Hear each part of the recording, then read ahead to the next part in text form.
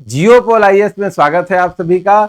हम लोगों ने अपने चैनल पे जो एक नई सीरीज शुरू की है, उस सीरीज के बारे में आपको एक चीज बता देता हूं। जो भी स्टूडेंट्स यूपीएससी की तैयारी कर रहे हैं, उनके लिए अलग अलग सब्जेक्ट्स की स्पेसिफिक क्लासेस जो है आपको इस चैनल पे मिलेंगी। और पढ़ाने का तरीका ऐसा होगा कि आप एक एक चीज को पढ़िए, अपना नोट्स बनाइए और साथ साथ हमारे अपनी तैयारी को आगे लेकर जाइए। जैसे आज की क्लास में मैं आप लोगों को पढ़ाऊंगा इकोनॉमिक्स, तो इकोनॉमी में जो भी पुस्तकें हैं उनका एक क्रक्स तैयार किया गया है और बेस एक बुक को बनाया गया है। तो हमारी बेस बुक जो है वो रमेश सिंह सर की बुक है। उस बुक में जितने भी चैप्टर दिए गए हैं, उन चैप्टर्स को एक एक करके हम आपको पढ़ाएंगे और बेसिक से लेके हायर स्टेज तक की सारी जानकारी आपको मिलेगी। अब आपको करना सिर्फ इतना है कि आप जो है इस क्लास से जुड़िए अपनी पेन और पेपर को लेकर, और साथ साथ जैसे जैसे हम लोग साथ में चलते हैं, अलग अलग सब्जेक्ट्स आपको इसमें मिलेंगे। आप कायदे से पढ़िए, गंभीरता से पढ़िए और अपना नोट्स भी साथ साथ बनाते चलिए। साथ ही साथ हम आपको क्वेश्चंस भी देंगे, जो क्वेश्चंस आपको प्रैक्टिस करने के लिए लिखने हैं वो क्वेश्चन अपने आप लिखिए और उसको अलग अलग जो भी आपके गाइडर हैं, जो इनसे भी आप गाइडेंस ले रहे हैं, उनसे जो है उसको चेक करवाइए और उसको इंप्रूवमेंट साथ साथ करते रहिए। अगर इस सिस्टम को आपने अपना लिया तो कोई ऐसी समस्या नहीं आएगी जिससे कि आपका कोई भी सब्जेक्ट ऐसा रह जाए जो आपने कायदे से ना पढ़ा हो। तो एक एक चीज को बेहतर ढंग से पढ़ने की कोशिश की जाएगी। आज की जो हमारी बुक है उसके राइटर है रमेश सिंह सर, काफी फेमस किताब है। तो रमेश सिंह सर की बुक को हमने बेस के रूप में लिया है, क्योंकि अगर एक हम बेस बुक लेते हैं तो हमारा पूरा सिलेबस यूपीएससी का कवर हो जाता है।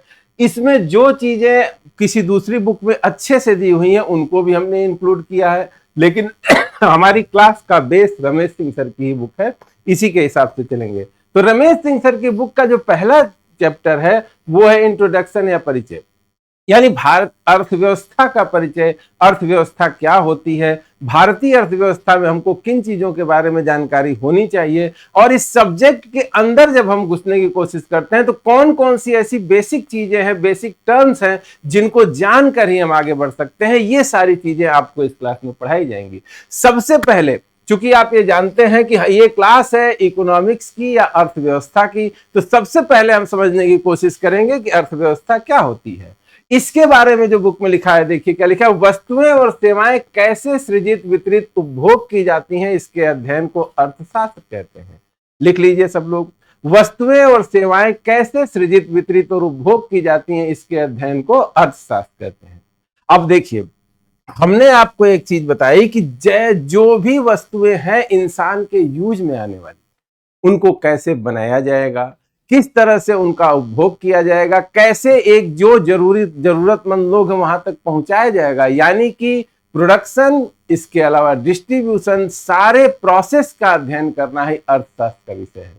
अब एक चीज और आप लोग ध्यान दीजिए कि आप अपनी इतनी उम्र हो गई आपको, जो भी हमारे लिए मूल्यवान चीजें हैं जिनके बिना हमारा जीवन नहीं चल सकता है, ऐसे संसाधनों की हमेशा कमी रहती है, दुनिया में कम पाई जाती हैं, यानी उनके लिए होड़ होती है। इसीलिए अर्थशास्त्र को कहा जाता है कभी कभी कमी का विज्ञान।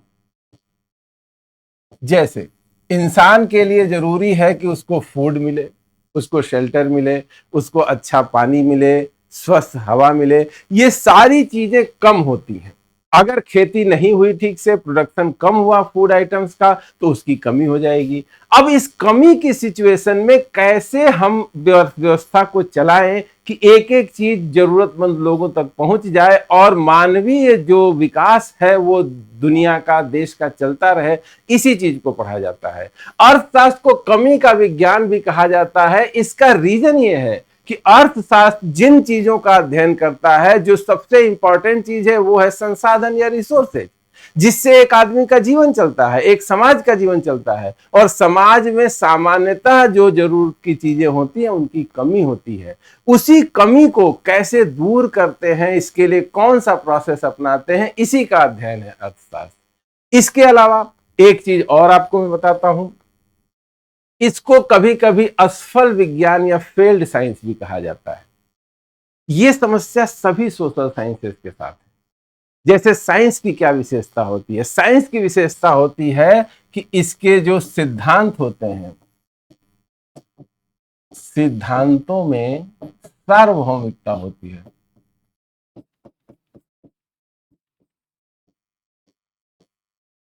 विज्ञान के लक्षण जो मेन है, विज्ञान के लक्षण यानी सिद्धांतों में सार्वभौमिकता होती है। इसका मतलब है कि ये काल से यानी समय से और स्थान से बद्ध नहीं होते हैं।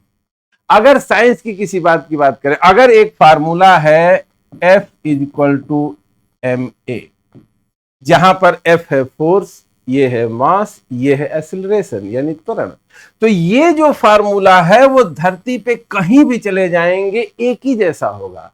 अगर जो है किसी ऑब्जेक्ट का मास फिक्स है, ऑब्जेक्ट का मास मान लीजिए कि 2 kg है, अगर इस पे एक्सीलरेशन लग रहा है 15 मीटर पर सेकेंड का, तो जो फोर्स होगा उसका कैलकुलेशन इंडिया में भी वही होगा, पाकिस्तान में भी वही होगा, अमेरिका में भी होगा, हर जगह सेम चीज चलेगी। यानी कि जो भी सिद्धांत होंगे वो बिल्कुल सार्वभौमिक होंगे। लेकिन जब हम सोशल साइंस का अध्ययन करना शुरू करते हैं, जैसे इकोनॉमिक्स हम पढ़ रहे हैं, ज्योग्राफी पढ़ रहे हैं, इसमें जो सिद्धांत होते हैं ये सिद्धांत बनाए तो जाते हैं, लेकिन चूंकि इन सब का केंद्र बिंदु जो होता है वो होता है मानव व्यवहार। तो अगर हम मानव व्यवहार का जब अध्ययन करने की कोशिश करते हैं तो इंसान से इंसान के बीच अलग अलग अंतर होते हैं। इसीलिए मानवों से मिली, इंसानों से मिलकर बना हुआ कोई भी ऑर्गेनाइजेशन हो, उसके काम करने का तरीका बिल्कुल फिक्स नहीं हो सकता है। जो सिद्धांत किसी एक देश में किसी एक समय में सबसे बेहतर काम करेंगे, जरूरी नहीं है कि वही बिल्कुल मॉडल उठा के किसी दूसरी जगह पे ले जाएंगे तो वो भी उतना ही सक्सेसफुल हो जाएगा। आने वाले समय में क्या होने वाला है, हमारी सभ्यता किस दिशा में जाएगी, इसका ठीक ठीक अनुमान हमेशा नहीं लगाया जा सकता है। इसी कारण से असफल विज्ञान जो है इकोनॉमिक्स को कहा जाता है। और इस तरह से इसको बल जो चीज को मिला, जैसे 2008 में आप सभी लोगों को पता है कि 2008 में पूरी दुनिया में मंदी की स्थिति आ गई थी। इतना अध्ययन करने के बाद, तरह तरह के रिसर्च करने के बाद, जब सारे इकोनॉमिस्ट ये कह रहे थे कि 21वीं सदी में जब एलपीजी रिफॉर्म पूरी दुनिया में लागू हो चुके हैं, ज्यादातर देश इसमें शामिल हो गए हैं, तो डेवलपमेंट प्रोसेस बहुत तेज होगा। तो जिस समय हम आशा कर रहे थे कि बहुत तेजी से विकास होगा, उसी समय मंदी आ गई। इसका मतलब ये माना गया कि इकोनॉमी में जो भी सिद्धांत बनाए जा रहे हैं वो उतना बेहतर काम नहीं कर रहे हैं, उनके अंदर कहीं ना कहीं कोई कमी रह जा रही है। इसीलिए कभी कभी कहा जाता है कि एक फेल्ड साइंस है, इसके सिद्धांतों में सार्वभौमिकता नहीं है, ये हर एक जगह पे लागू नहीं किए जा सकते हैं, यूनिवर्सल प्रिंसिपल्स इसमें नहीं निकल पाते हैं। लेकिन ये सिर्फ इकोनॉमी के साथ नहीं है, सारे ही सोशल साइंस को इस समस्या से जूझना पड़ता है और इससे निकलने की कोशिश करनी पड़ती है। ठीक है, लेकिन असफल विज्ञान कहिए या इसके सिद्धांतों में यूनिवर्सलिटी नहीं होने की बात कहिए, ये बात सही मानी जा सकती है। फिर भी इकोनॉमी का अध्ययन जब से व्यवस्थित ढंग से करना शुरू किया गया है, इसने मानव सभ्यता को बहुत सारी चीजें दी। हमको ये अनुमान लगाने में आसानी होती है कि गरीबों की संख्या अगर इस परसेंटेज से बढ़ रही है तो हमको आगे उनके वेलफेयर के लिए किस तरह के प्लान बनाए जाने चाहिए, किस तरह के काम किए जाने चाहिए, ये सारी चीजें हमको दिखाई देती हैं। इसीलिए कहा जाता है कि एक असफल विज्ञान या निराशाजनक विज्ञान से कहीं अधिक है इकोनॉमी। क्यों? क्योंकि मानव सभ्यता के लिए इसकी देन महत्वपूर्ण है। यानी कि सारी चीजों के बाद भी इकोनॉमिक्स ने जो रोल प्ले किया है विकास के दौर में, मानवों के जीवन को बेहतर बनाने में, क्वालिटी ऑफ लाइफ को सुधारने में, उसका कोई भी व्यक्ति इससे इनकार नहीं कर सकता है। जैसे शुरुआत में 1950 के दशक में चले जाइए, 1950 के दशक में बहुत सारे देश एक साथ उपनिवेशवाद से अलग हो रहे थे। सारे देशों को करना था विकास, डेवलपमेंट। तो डेवलपमेंट को लेके उस समय जो धारणा थी वो ये थी कि अगर जीडीपी ग्रोथ हो रही है या पर कैपिटा इनकम में ग्रोथ हो रही है तो ये मान लिया जाता था कि विकास भी हो रहा है। लेकिन 70 के दशक तक आते आते ये चीज धीरे धीरे क्लियर होने लगी कि केवल जीडीपी और पर कैपिटा इनकम की ग्रोथ होने से ही डेवलपमेंट नहीं माना जा सकता है। यानी हमको फोकस किस पे करना होगा? हमको फोकस करना होगा जो वंचित तबके हैं, डिप्राइव्ड क्लासेज हैं सोसाइटी की, उनकी कंडीशन में सुधार पर फोकस करना होगा। और यही चीज जब आ गई, ये हमको ज्ञान कहां से मिला? ये ज्ञान मिला हमको इकोनॉमी के अध्ययन से। जिन लोगों ने संस्थाओं का अध्ययन किया, उनके कामकाज को देखा और उसके इफेक्टिवनेस पे सर्वे किया, उन्होंने ही हमको बताया कि हमको इस अप्रोच से आगे बढ़ने की जरूरत है। अगर हम सच्चा विकास चाहते हैं, सच्चा डेवलपमेंट अपनी सोसाइटी का या देश का चाहते हैं, इसका मतलब कि इसको निराशाजनक विज्ञान कहा तो जाता है, लेकिन इससे कहीं अधिक है, ये इससे ज्यादा इंपॉर्टेंट है। यही इस किताब में बताया गया है, जो कि बिल्कुल सही बात है। कुछ चीजों को लेकर निराशा हो सकती है, हमारे सामने आ सकता है कि कोई चीज है जो हमने प्रिडिक्शन किया उस हिसाब से नहीं हुआ, लेकिन ये प्रॉब्लम इकोनॉमिक्स की नहीं है। एक्चुअल में ये सोशल साइंसेस की ही प्रॉब्लम है। हम आगे आने वाले फ्यूचर का क्लियर प्रिडिक्शन करने में कभी कभी असफल हो जाते हैं। ठीक है, आगे देखते हैं क्या लिखा हुआ है। अगली चीज पे चलिए। अब हम लोग परिभाषा देने की कोशिश करते हैं कि इकोनॉमिक्स की डिफिनीशन क्या है, कैसे कहेंगे। तो कुछ चीजें देखिए लिखी हुई है। आसान शब्दों में कहें तो अर्थशास्त्र मानव की आर्थिक गतिविधियों का अध्ययन करता है। ये एक कार्यकारी परिभाषा है, यानी कि काम के ऊपर ध्यान, यानी इंसान की आर्थिक गतिविधियों का अध्ययन करने को हम अर्थशास्त्र कहते हैं। ये है। अगला देखिए, मानविकी के विषय आपस में जटिल रूप से अंतर संबंधित है, क्योंकि इनके अध्ययन की विषय वस्तु मानव की अन्यान्य गतिविधियां हैं। यही कारण है कि मानविकी के अध्ययन के लिए अंतर वैयक्तिक विषय दृष्टिकोण को उचित माना जाता है। अब परिभाषा की बात तो हमने कर ली कि परिभाषा इसकी क्या है। मानव के आर्थिक क्रियाकलापों का अध्ययन करने को हम अर्थशास्त्र कहते हैं, लेकिन इसमें भी एक पेच है। मैंने अभी आप लोगों को बताया ना कि किसी भी सोशल साइंस में किसका अध्ययन होता है? मानव व्यवहार का अध्ययन होता है।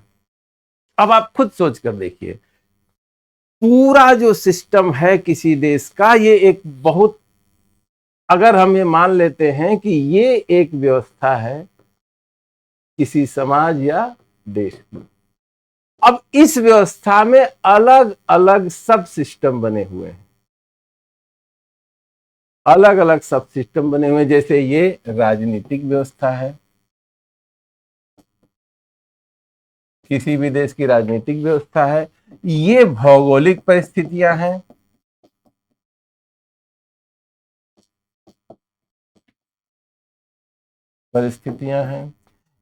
ये धार्मिक कंडीशन है। अगर इसको हम ये मान लेते हैं कि ये हमारे यहां ऐतिहासिक कंडीशन है, और अगर बीच में हम मानते हैं कि हमारी अर्थव्यवस्था है, कहने का सिर्फ मतलब यह है कि जब हम बात करेंगे मानव व्यवहार की, मानव की सभ्यता की, तो हर एक चीज दूसरे से प्रभावित होती है। किसी भी देश की जैसी भौगोलिक परिस्थितियां होंगी, इसका असर पड़ेगा हमारी अर्थव्यवस्था पर। यानी हमारे यहाँ क्या पैदा होगा, हमारे यहाँ कैसा मौसम होगा, किन चीजों का हम उपयोग ज्यादा करेंगे, हमारी जरूरतें क्या होंगी, ये सब डिसाइड होती है भौगोलिक परिस्थितियों से। इतनी चीज क्लियर है। हमारे यहाँ जैसा धार्मिक कंडीशन होगा, इसका भी प्रभाव इकोनॉमी पर पड़ेगा, ऐतिहासिक विकास क्रम का प्रभाव पड़ेगा, और इन सब से आगे बढ़कर हमारी अर्थव्यवस्था पे सबसे ज्यादा जो प्रभाव पड़ेगा वो राजनीतिक कंडीशन का पड़ेगा, कि हम एक लोकतांत्रिक व्यवस्था में रह रहे हैं, कि हम एक जो है तानाशाही व्यवस्था में रह रहे हैं, या हम पुराने सामंतवादी व्यवस्था में रह रहे हैं जहां पे अभी भी किंग का शासन है। जिस तरह की हमारी राजनीतिक व्यवस्था होगी, जिस तरह की हमारी भौगोलिक परिस्थिति होगी, जिस तरह की हमारी धार्मिक स्थिति होगी, जिस तरह की ऐतिहासिक स्थिति होगी, ये सारी की सारी चीजें ही डिसाइड करेंगी कि हमारी इकोनॉमी कैसी होगी, किन चीजों का हम उत्पादन करेंगे, कैसे हम वैल्यू एडिशन करेंगे उसमें, और किस तरह से हमारे यहाँ प्राइसेस डिसाइड होंगे। सारी की सारी चीजें इसी से डिसाइड होगी। यानी किसी भी समाज में, किसी भी अर्थव्यवस्था में, किसी भी देश में जो अलग अलग सब सिस्टम है, सारे सिस्टम एक दूसरे को प्रभावित करते हैं। अगर किसी देश में बहुत ठंडक पड़नी है, इसका मतलब है कि वहां पे गर्म कपड़ों का जो इकोनॉमिक होगा, जो प्रोडक्शन होगा, उसको ज्यादा रखना पड़ेगा हमेशा ही। और उनको पैदा करने के लिए, उनको बनाने के लिए अलग अलग व्यवस्थाएं बनानी पड़ेंगी। कहीं पे गर्मी होगी, ज्यादा गर्मी पड़ती है, इसका मतलब है कि वहां पर गर्म कपड़ों की सेल कम होगी, वहां पे उन चीजों का उत्पादन कम होगा। जहां पे बारिश ज्यादा होगी, ये स्वाभाविक है कि वहां पे खान पान में जो है ज्यादा बारिश में पैदा होने वाला जैसे चावल है, उसकी उपस्थिति ज्यादा होगी। हमारे ऐतिहासिक क्रम में अगर हम ऐसी जगह पे सिचुएटेड हैं जहां पर एक निरंतरता है पूरे कल्चर की, तो वो कल्चर भी हमारी इकोनॉमी को प्रभावित करेगा। हम अगर संयुक्त परिवार में रहने के कल्चर में हैं, अगर हम किसी गांव में रह रहे हैं, किसी ग्रामीण अर्थव्यवस्था का अध्ययन करेंगे, तो वहां पर कल्चर, धर्म, इतिहास सब कुछ उस इकोनॉमी को प्रभावित करेगा। हम किन चीजों का यूज करेंगे, किन का नहीं यूज करेंगे, ये भी इससे इफेक्ट करेगा। यानी कि अगर इकोनॉमी केवल मनुष्य की आर्थिक गतिविधियों का ही अध्ययन करना है, तो उसमें अन्य विषयों का भी अध्ययन शामिल हो जाता है। क्यों? क्योंकि ये सब्जेक्ट भी इफेक्ट डालते हैं हमारे इकोनॉमिक व्यवस्था पर। ठीक है, आगे चलते हैं। अगली चीज देखिए, अगला है आर्थिक गतिविधियां क्या है। ये इसलिए समझना जरूरी है कि जो भी इकोनॉमिक स्ट्रक्चर बनता है, ये इसी चीज से बनता है। कुल लेने के मामला क्या है, हमको व्याख्या करनी है मानव की। अब हर व्यक्ति की कुछ जरूरतें हैं, हर व्यक्ति की कुछ जरूरतें हैं, यानी इसको क्या चाहिए, कुछ वस्तुएं और कुछ सेवाएं, यही चाहिए। यानी कि हर आदमी को अपना जीवन चलाने के लिए कुछ वस्तुएं चाहिए, जैसे खान पान की वस्तुएं चाहिए, बीमार पड़े तो उसको स्वास्थ्य की वस्तुएं चाहिए, दवाइयां चाहिए, हॉस्पिटल चाहिए, ये सारी चीजें चाहिए। सेवाओं में जैसे ट्रांसपोर्टेशन चाहिए, शिक्षा चाहिए, इस तरह की चीजें चाहिए। जरूरतें हैं इंसान की, वस्तुओं की और सेवाओं की। अब इन्हीं चीजों को लेकर अगला स्टेप आएगा कि अगर वस्तुएं और सेवाएं चाहिए,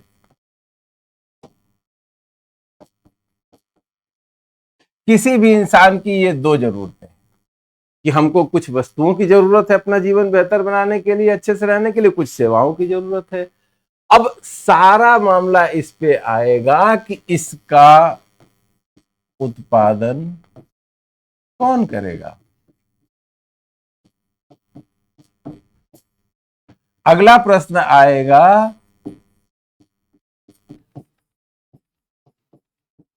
क्यों करेगा। अगर प्रोडक्शन चाहिए तो कौन उत्पादन करेगा। जो समाज को, देश को जिन वस्तुओं की जरूरत है, जिन सर्विसेज की जरूरत है, उनका उत्पादन कौन करेगा। और ऐसी कौन सी हम जो है उसके अंदर जो है वो मोटिवेशन का पॉइंट रखेंगे जिसके कारण वो उत्पादन करेगा, यानी कौन करेगा और क्यों करेगा। इसी प्रश्न का उत्तर देने के लिए दो तरह की व्यवस्थाएं बनी मुख्यतः। पहली व्यवस्था है जिसको बोलते हैं बाजार अर्थव्यवस्था,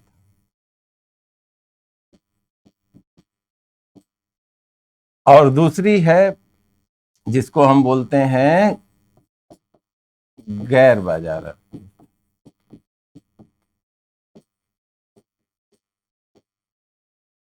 इसी को समझना है, यहीं से हम इकोनॉमी को शुरू करेंगे और इसी प्रश्न के उत्तर में हमारा पूरा ये चैप्टर समाहित है कि बाजार अर्थव्यवस्था में काम कैसे होगा। यानी इन दो प्रश्नों का उत्तर बाजार अर्थव्यवस्था द्वारा कैसे दिया जाता है और गैर आज बाजार अर्थव्यवस्था द्वारा कैसे दिया जाता है, और क्या कोई ऐसा सिस्टम है जिसमें दोनों के ही मिक्स लक्षण मिलते हैं, यानी मिश्रित व्यवस्था मिलती है, मिक्स्ड व्यवस्था मिलती है।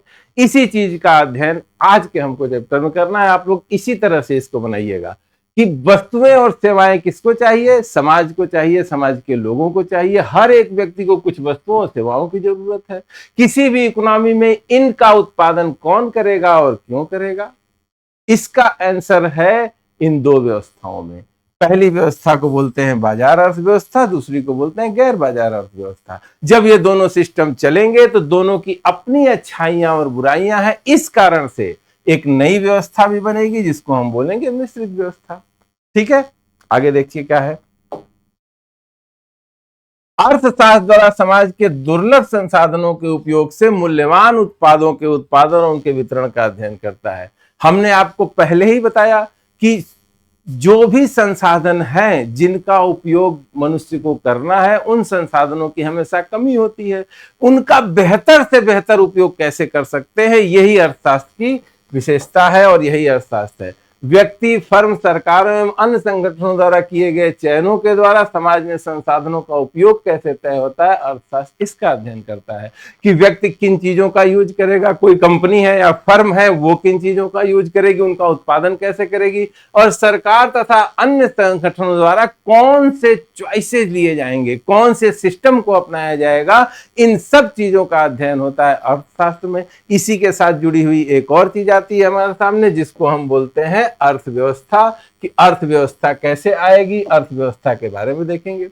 अब जब पूरा सिस्टम चल रहा है, हर एक चीज का उत्पादन हो रहा है, हर एक चीज की जा रही है, हमको उत्तर किस चीज का चाहिए कि जिन चीजों की, जिन सेवाओं की जरूरत इंसान को है, उनका उत्पादन कौन करेगा और कैसे करेगा, इसी का उत्तर आज की क्लास में मिलने वाला है। महान मंदी के उपरांत 1930 के दशक में 29 से मंदी आ गई थी। उसके उपरांत अर्थशास्त्र दो बृहद शाखाओं में बट गया। अर्थशास्त्र की जो दो ब्रांच है, व्यष्टि और समष्टि अर्थशास्त्र, micro and macro economy. John Maynard Keynes को समष्टि अर्थशास्त्र का जनक माना जाता है। इस शाखा का जन्म कीन्स की पुस्तक the general theory of employment, interest and money से माना जाता है। देखिए, जब हमने शुरू किया अध्ययन करना व्यवस्थित रूप से, आप सभी लोगों को पता है कि एडम स्मिथ ने अर्थशास्त्र के जनक माने जाते हैं। एडम स्मिथ ने इसकी व्यवस्थित अध्ययन की शुरुआत की। वेल्थ ऑफ नेशन उनकी किताब का नाम था। 1929 तक जो सिस्टम चल रहा था, कैपिटलिस्ट सिस्टम, बाजार अर्थव्यवस्था पर ही सारा जोर था। 1929 तक इसने बहुत ही व्यापक स्तर पर संपन्नता हासिल की और सफलतापूर्वक चलता रहा। 1929 के बाद जब मंदी आई, तब ये लोगों का ध्यान इस बात पे गया कि कुछ और भी इसमें परिवर्तन करने चाहिए ताकि ये व्यवस्था अच्छी तरह से चल सके। उसी समय दो भागों में बट गया इकोनॉमी, माइक्रो और मैक्रो। दोनों में कोई बहुत बड़ा अंतर नहीं है। माइक्रो का मतलब होता है छोटी चीजों का अध्ययन।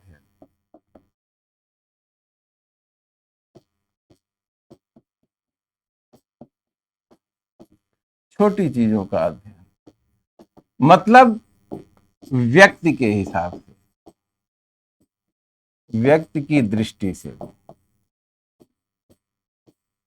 यानी कि हम एक व्यक्ति है, हमारे हिसाब से देखिए सारी चीजों को, यानी हमारी कितनी आय है,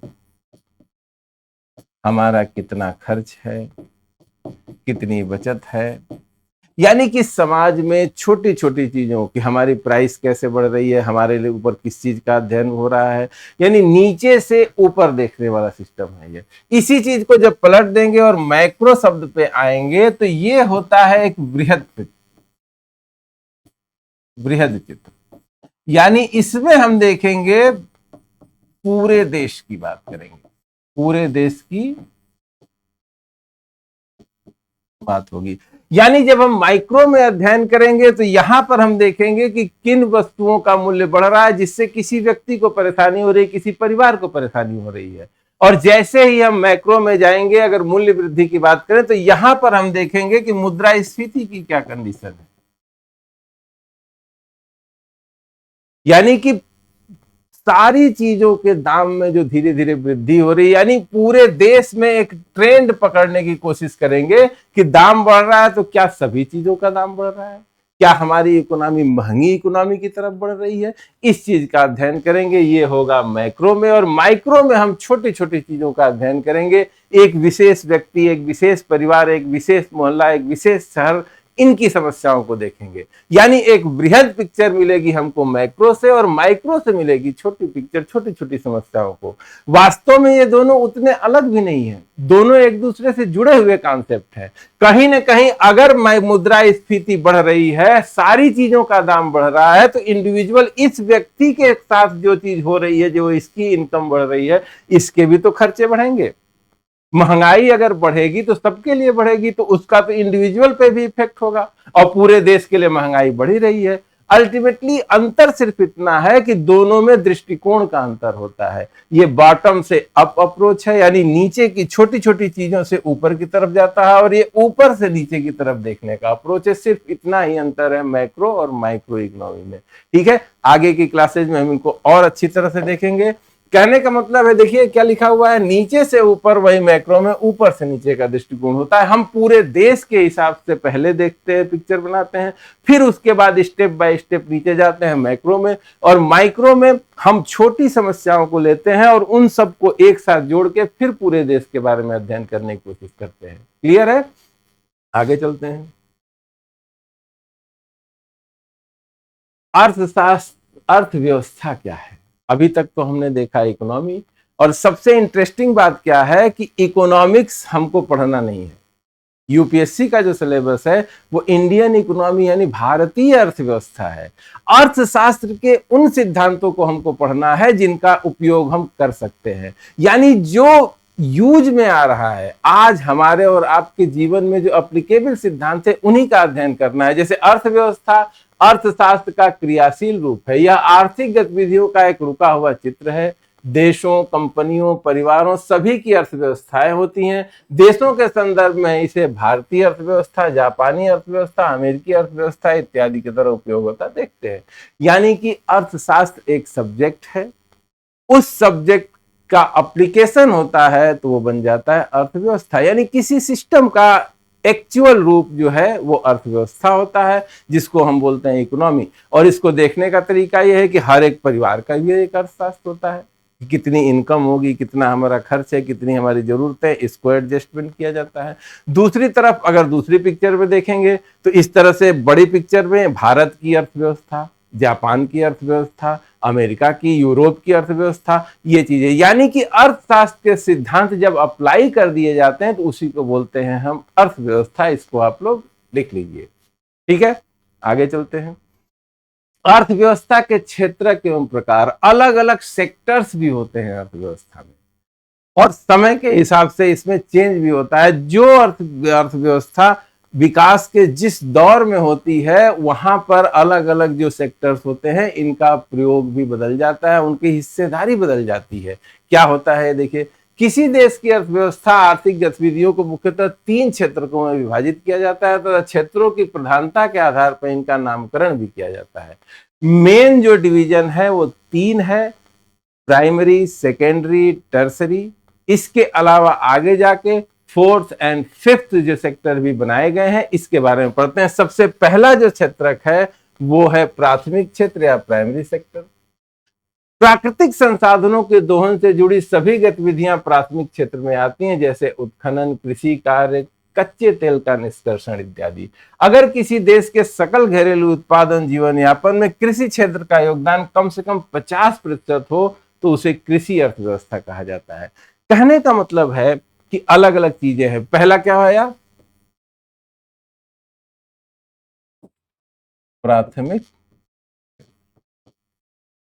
तो प्राथमिक क्षेत्र में पहली चीज आई प्रकृति से जुड़ी हुई चीज।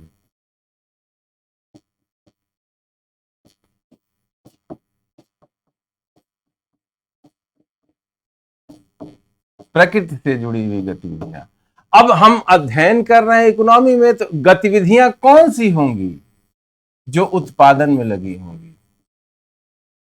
ठीक है, तो ऐसी गतिविधियां जो प्रकृति से जुड़कर उत्पादन का काम करती हैं उनको किसमें रखते हैं? प्राथमिक क्षेत्र में। जैसे कृषि। कृषि किससे जुड़ी होती है? बिल्कुल प्राथमिक गतिविधि है। हम खेत में जाएंगे, बीज डालेंगे, उस वहां पर खेती करेंगे, हल चलाएंगे, सारी व्यवस्था करेंगे, तो हम जितना बीज डालेंगे उससे 10 गुना 20 गुना हम जो प्रोडक्शन कर लेंगे। यानी कम रिसोर्सेज का यूज करके अधिक प्रोडक्शन करेंगे, ये कृषि का काम है। इसी के साथ मत्स्य पालन है,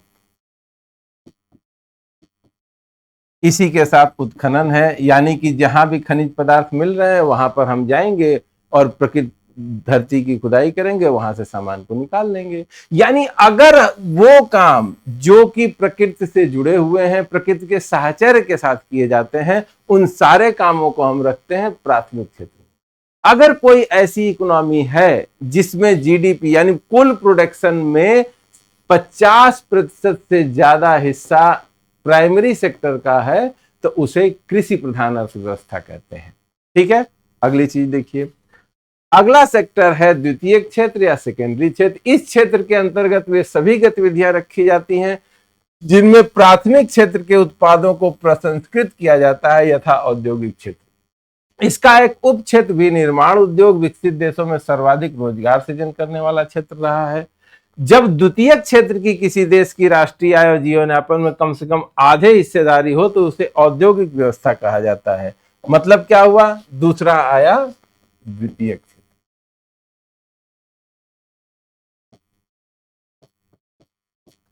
अब इस क्षेत्र में इससे पहले हमने देखा प्राथमिक क्षेत्र। अब प्राथमिक क्षेत्र किससे जुड़ा हुआ है, प्रकृति से जुड़ा हुआ है, यानी कि हम डायरेक्ट जो है प्रकृति से जो चीजें हैं प्रोडक्शन करके अपना निकाल ले रहे हैं। सेकेंडरी सेक्टर में क्या होता है, यहां से जो चीजें बनेंगी इनको हम करेंगे प्रोसेस, यानी कि हमको मिला आयरन ओर यानी लौह अयस्क, इसको हम ले जाएंगे अपनी फैक्ट्री में। इस फैक्ट्री में इसको प्रोसेस करके बनाएंगे स्टील। ये कौन सी गतिविधि हो गई, सेकेंडरी सेक्टर की गतिविधि हो, औद्योगिक गतिविधि हो गई।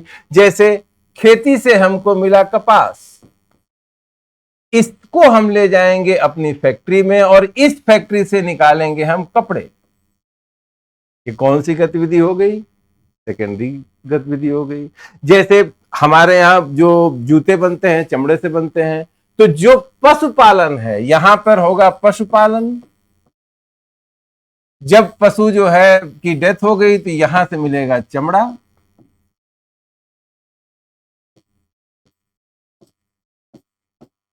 इससे हम ले गए इसको फैक्ट्री में, यहां से हमने बनाए जूते, पर्स। कौन सी गतिविधि हो गई, ये गतिविधि हो गई सेकेंडरी सेक्टर की।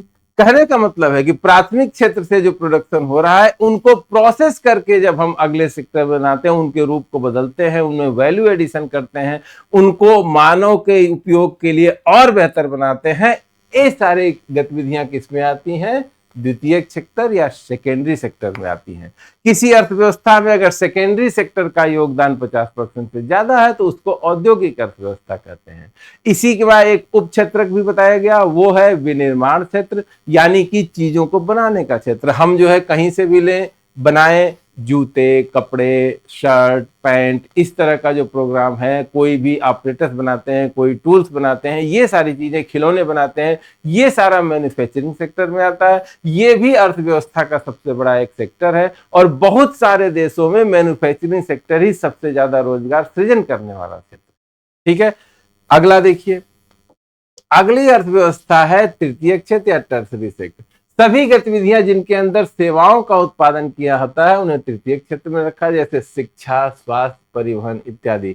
जब इस क्षेत्र का किसी देश की राष्ट्रीय आय, लोगों के जीवन यापन में कम से कम आधा योगदान हो तो उसे सेवा अर्थव्यवस्था कहा जाता है। कहने का मतलब है कि तीसरा सेक्टर क्या हो गया, सेवा। इसी को बोलते हैं हम तृतीय क्षेत्र। यानी कि आदमी जी रहा है तो केवल उसको वस्तुओं की ही जरूरत नहीं होती है।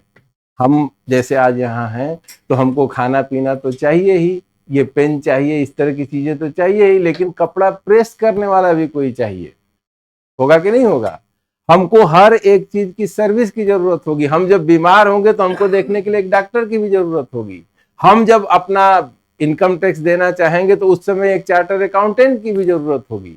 ये सारे जो काम होते हैं ये काम आते हैं तृतीय सेक्टर में, यानी सर्विस सेक्टर में, जो हमको सर्विस प्रोवाइड करते हैं। जैसे हमको अभी कहीं जाना है, हम जो है ऐप पे बुकिंग करेंगे और ओला से, उबर से, कहीं से भी एक गाड़ी आएगी, वो हमको ये सर्विस देगी कि हम यहाँ से उठ के और चले जाएंगे दूसरी जगह पर, यानी ट्रांसपोर्टेशन की सर्विस देगी।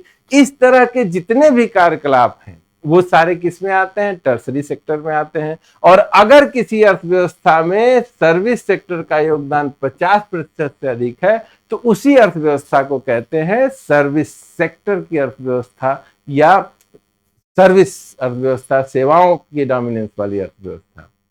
इसके बाद अगली चीज पे चलिए। आगे चलकर विशेषज्ञों ने दो और आर्थिक क्षेत्रों को चिन्हित किया, हालांकि वे सेवा क्षेत्र के ही उपक्षेत्र हैं, चतुर्थक और पंचक क्षेत्र। यानी क्वार्टरनरी सेक्टर या चतुर्थक सेक्टर, शिक्षा, खोज, अनुसंधान से जुड़ी सभी गतिविधियों को चतुर्थक क्षेत्र में रखा जाता है। इसे ज्ञान क्षेत्र भी कहा जाता है। आज के समय में जब दुनिया तेजी से बदल रही है तो हमको रिसर्च करना है, नई नई चीजों को ले आना है, हायर स्टडी में बहुत सारे काम करने हैं, इन सब कामों के सेक्टर को कहा जाता है क्वार्टरनरी सेक्टर। यह किसी अर्थव्यवस्था में मानव संसाधन की गुणवत्ता का आधार स्तंभ है। यानी हमारे यहाँ हायर एजुकेशन जितनी अच्छी होगी, हमारे यहाँ लोग उतने ही स्किल्ड होंगे, उतना ही हमको आगे आने वाले समय में संभावनाएं हमारी अर्थव्यवस्था की अच्छी हो जाएंगी। जितना ही हम ज्यादा रिसर्च करके नई नई टेक्नोलॉजी, नया नया चीजों को खोजेंगे, नई दवाइयों की खोज करेंगे, हमारी अर्थव्यवस्था उतनी ही बेहतर होती चली जाएगी। इसलिए इस सेक्टर को एक अलग सेक्टर बनाया गया है। ये एक हाई इनकम का ग्रुप होता है। इसको सर्विस सेक्टर के सभी चीजों के साथ अध्ययन करने में समझ में नहीं आता है। जैसे जो हमारा कपड़ा प्रेस कर रहा है वो भी सर्विस सेक्टर में है, जो वैज्ञानिक अनुसंधान कर रहा है वो भी अगर सर्विस सेक्टर में ही होगा तो स्पेशलाइज्ड रूप से हम कैसे फोकस कर पाएंगे एक एक चीज पर। इसीलिए ये चतुर्थक सेक्टर ही बनाया गया जिसमें हाई इनकम के और नॉलेज बेस्ड जो लोग हैं उनके काम को इसमें शामिल किया जाता है। अगला सेक्टर है पंचक क्षेत्र या क्विनरी सेक्टर। किसी अर्थव्यवस्था के सभी शीर्ष निर्णय से जुड़ी गतिविधियों को पंचक क्षेत्र में रखा जाता है। इसके अंतर्गत सरकारों तथा निजी क्षेत्र के उच्च नीति निर्णायक लोग आते हैं।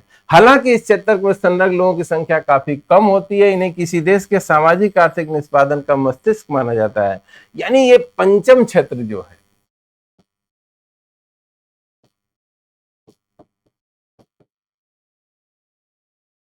ये नीति निर्माण वाले लोग हैं।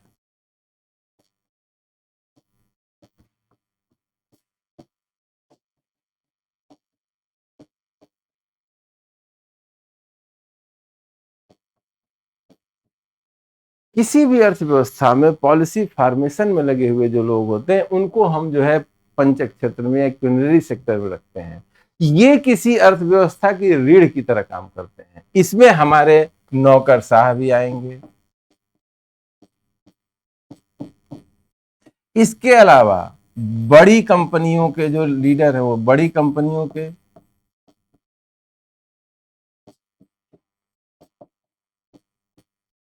उच्च अफसर आएंगे इसमें। यानी कि जो लोग अच्छी बड़ी कंपनियों में हायर पोस्ट पे काम कर रहे हैं वो लोग भी इसमें आएंगे। इन सभी लोगों को किसी भी अर्थव्यवस्था में बहुत इंपॉर्टेंट दिया जाता है। क्यों? क्योंकि आने वाले समय में अर्थव्यवस्था किस मार्ग पर जाएगी, कौन सी पॉलिसी हमको अपनानी चाहिए, किस चीज के प्रोडक्शन पे जोर देना चाहिए और किन चीजों से हमको बचना चाहिए, ये सारे निर्णय कौन करते हैं? यही पंचम क्षेत्र के लोग करते हैं। और ये पंचक क्षेत्र के जो लोग होते हैं यही डिसाइड करते हैं कि आगे आने वाले समय में हमारी इकोनॉमी किस दिशा में जाने वाली है। ठीक है, तो इसको ही ध्यान में रख के चलना है। अब अलग अलग जो सेक्टर हैं समाज के, इकोनॉमी के, किसी भी, इन सेक्टर्स का भी आपस में इंटरचेंज होता है। जब डेवलपमेंट प्रोसेस आगे बढ़ती है तो अर्थव्यवस्था में अलग अलग सेक्टर्स की जो परसेंटेज है, काम करने वाले लोग हैं, जीडीपी में जो हिस्सा है वो भी बदलती रहती है। 1960 में एक बहुत ही इंटरेस्टिंग बात आई थी सामने। सबसे पहले उसको कहा गया स्टेज ऑफ ग्रोथ। विकसित देशों की आर्थिक वृद्धि का अध्ययन करके 1960 में डब्ल्यू रोस्टो ने वृद्धि के चरण से जुड़े सिद्धांत को प्रतिपादित किया। उन्होंने अध्ययन किया कि जो विकास की निम्न अवस्था से शुरू करके आज विकसित अवस्था में पहुंचे हैं वो किस किस स्टेज से गुजर कर यहां पहुंचे हैं। इसी को बोलते हैं रोस्टो का सिद्धांत। और इसमें 5 चरण जो है उन्होंने बताए। देखिए सामने लिखा हुआ है। इसमें से पहला चरण, सबसे पुराना, सबसे परंपरागत समाज जो होता है इसको बोलते हैं परंपरागत समाज। परंपरागत समाज में बिल्कुल कम तकनीकी का प्रयोग किया जाता है और जो प्राइमरी सेक्टर की गतिविधियां होती हैं उसी पर सबसे ज्यादा फोकस होता है। अर्थव्यवस्था पूरी तरह से परंपरागत रूप से प्राइमरी सेक्टर पर ही जोर देती है और प्राइमरी सेक्टर का हिस्सेदारी जो है 70 से 80% तक होती है पुराने समय में। यानी ये उससे समझिए कि पूरी व्यवस्था सामंती व्यवस्था होती है, कृषि ही सबसे बड़ा व्यवसाय होता है और उसी के आधार पर लोग जो है अपना जीवन यापन करते हैं। विकास की दूसरी स्टेज बनाई pre conditions for take off, यानी कि विकसित होने की पूर्व अवस्था, विकास की पूर्व अवस्था, विकास की पूर्व अवस्था। यानी अब ऐसा होता है कि एक बार प्रोडक्शन धीरे धीरे बढ़ने लगता है, जब सरप्लस उत्पादन बढ़ने लगता है एग्रीकल्चर का, जो उस अर्थव्यवस्था में जितनी जनसंख्या है उसके यूज से ज्यादा होता है, तो जो सरप्लस प्रोडक्शन है उससे पूंजी का निर्माण होता है और कुछ कुछ चीजें यहां पर आने लगती हैं, जैसे रोड, रेलवे इत्यादि इंफ्रास्ट्रक्चर का डेवलपमेंट होने लगता है। यानी विकास की दौड़ में आगे बढ़ने के लिए अर्थव्यवस्था तैयार हो जाती है और प्राथमिक क्षेत्र के साथ साथ जो सेकेंडरी सेक्टर की गतिविधियां हैं, यानी प्रोसेसिंग वाली, प्राथमिक सेक्टर से जो चीजें मिलती हैं उनको प्रोसेस करके इंडस्ट्रीज बनाने की, यानी इंडस्ट्रियलाइजेशन की प्रोसेस धीरे धीरे शुरू हो जाती है। इसी को बोलते हैं विकास की पूर्व अवस्था। हर इकोनॉमी की तीसरी जो स्टेज बताई गई है वो है टेक ऑफ, यानी कि विकास के लिए बिल्कुल तैयार। अब जो है डेवलप्ड इकोनॉमी बढ़ने की तरफ हर अर्थव्यवस्था कदम उठा देती है। इसमें क्या होता है, investment in manufacturing exceed 10% of national income, यानी कि जितना भी वेल्थ क्रिएशन होता है, संपत्ति का सृजन होता है, आय का सृजन होता है, उसमें 10 से 15% तक इन्वेस्टमेंट होने लगता है इंफ्रास्ट्रक्चर पे, सेकेंडरी सेक्टर की फैक्ट्रीज लगाने पर। यानी अब डेवलपमेंट के लिए अर्थव्यवस्था पूरी तरह से तैयार हो जाती है और वो प्रोसेस और तेज हो जाता है और एक विकसित देश बनने की प्रक्रिया यहां से प्रारंभ हो जाती है।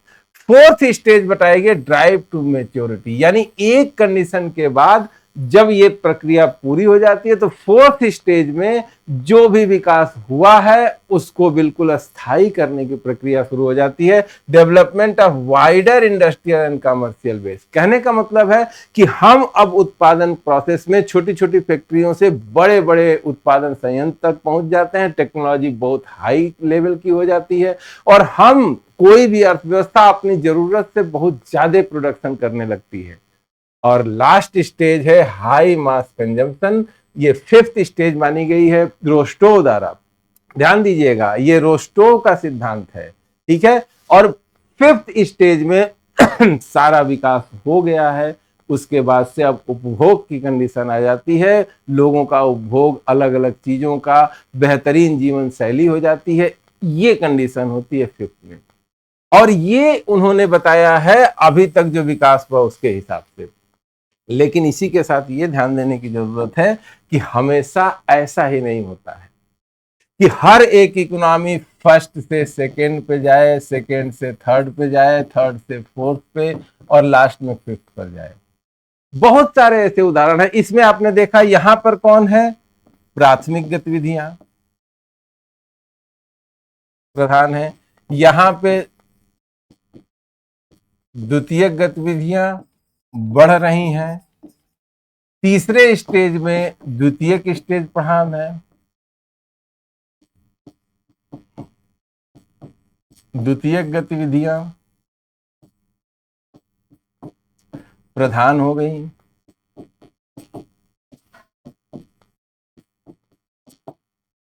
थर्ड स्टेज में सेवाएं प्रधान हो गई, यानी टर्सरी सेक्टर प्रधान हो गया। ये जो है उपभोग की अवस्था है।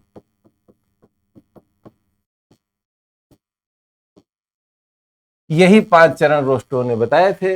लेकिन अभी हमने आपसे बताया क्लास के शुरू में ही कि जो अर्थशास्त्र में या किसी भी मानविकी विषय में, सोशल साइंसेज की प्रॉब्लम ही यही है कि सिद्धांत हम जो बनाते हैं वो हूबहू लागू नहीं होते हैं एक्चुअल में। ऐसा इस सिद्धांत के साथ भी हुआ है। बहुत सारे ऐसे कंडीशन है, जैसे इसमें देखिए प्राइमरी से फिर इंडस्ट्रियल प्रधानता होनी चाहिए, इंडस्ट्री के बाद फिर सेवाओं की प्रधानता होनी चाहिए। यानी जीडीपी में हो सकता है ये 75% योगदान दे, इस स्टेज में हो सकता है कि जो है 35% इंडस्ट्री का योगदान हो, 60% जो है इसका हो, सेवा क्षेत्र का योगदान जो है कम हो, 5% हो। इस थर्ड स्टेज में इंडस्ट्रियल प्रोडक्शन बढ़ के मान लीजिए 55% हो जाए, 25% जो है सेकेंडरी सेक्टर का योगदान हो, बाकी जो बचा हिस्सा है 20% जो है प्राइमरी सेक्टर का हो, और यहां पर ऐसी कंडीशन हो जाए कि 50% सर्विस सेक्टर का हो जाए, 55%, 25% जो है इंडस्ट्रियल सेक्टर का हो जाए, बाकी बचा हुआ इसका हो।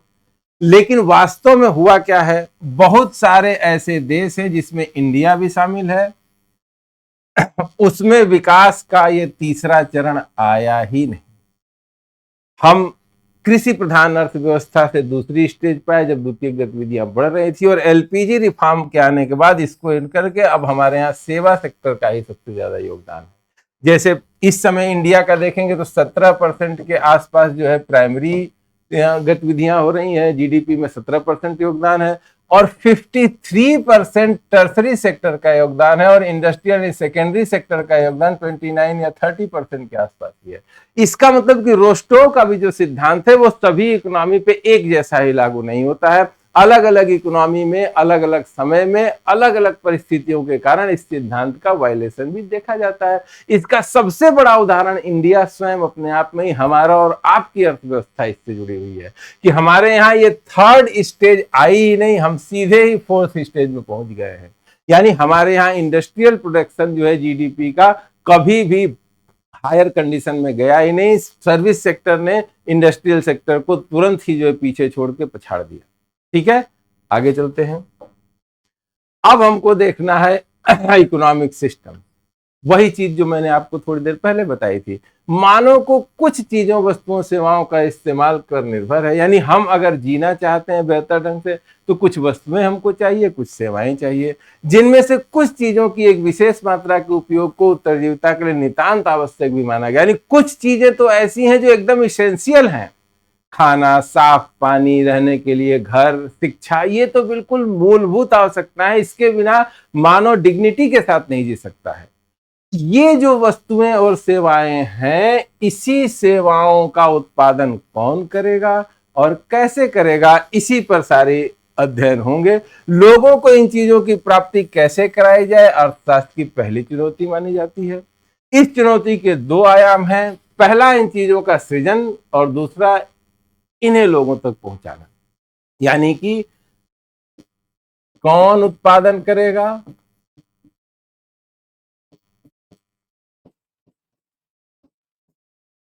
और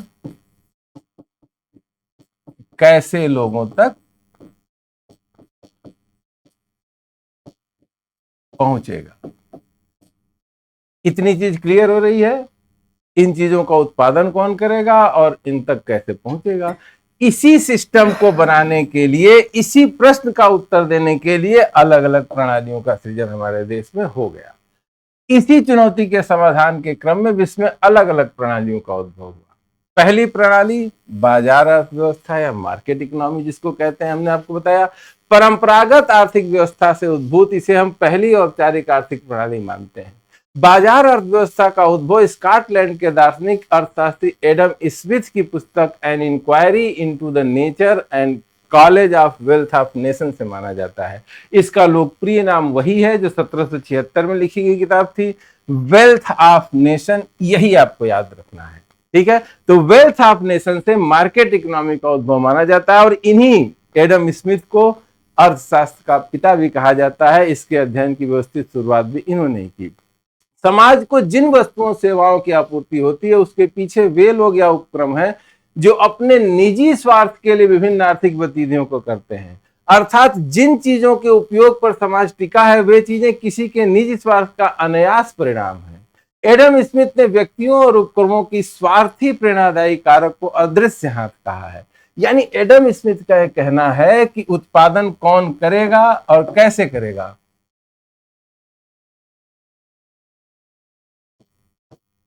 उत्पादन लोग करेंगे और क्यों करेंगे, इसका उत्तर अपने स्वार्थ के लिए करेंगे, यानी कि अपने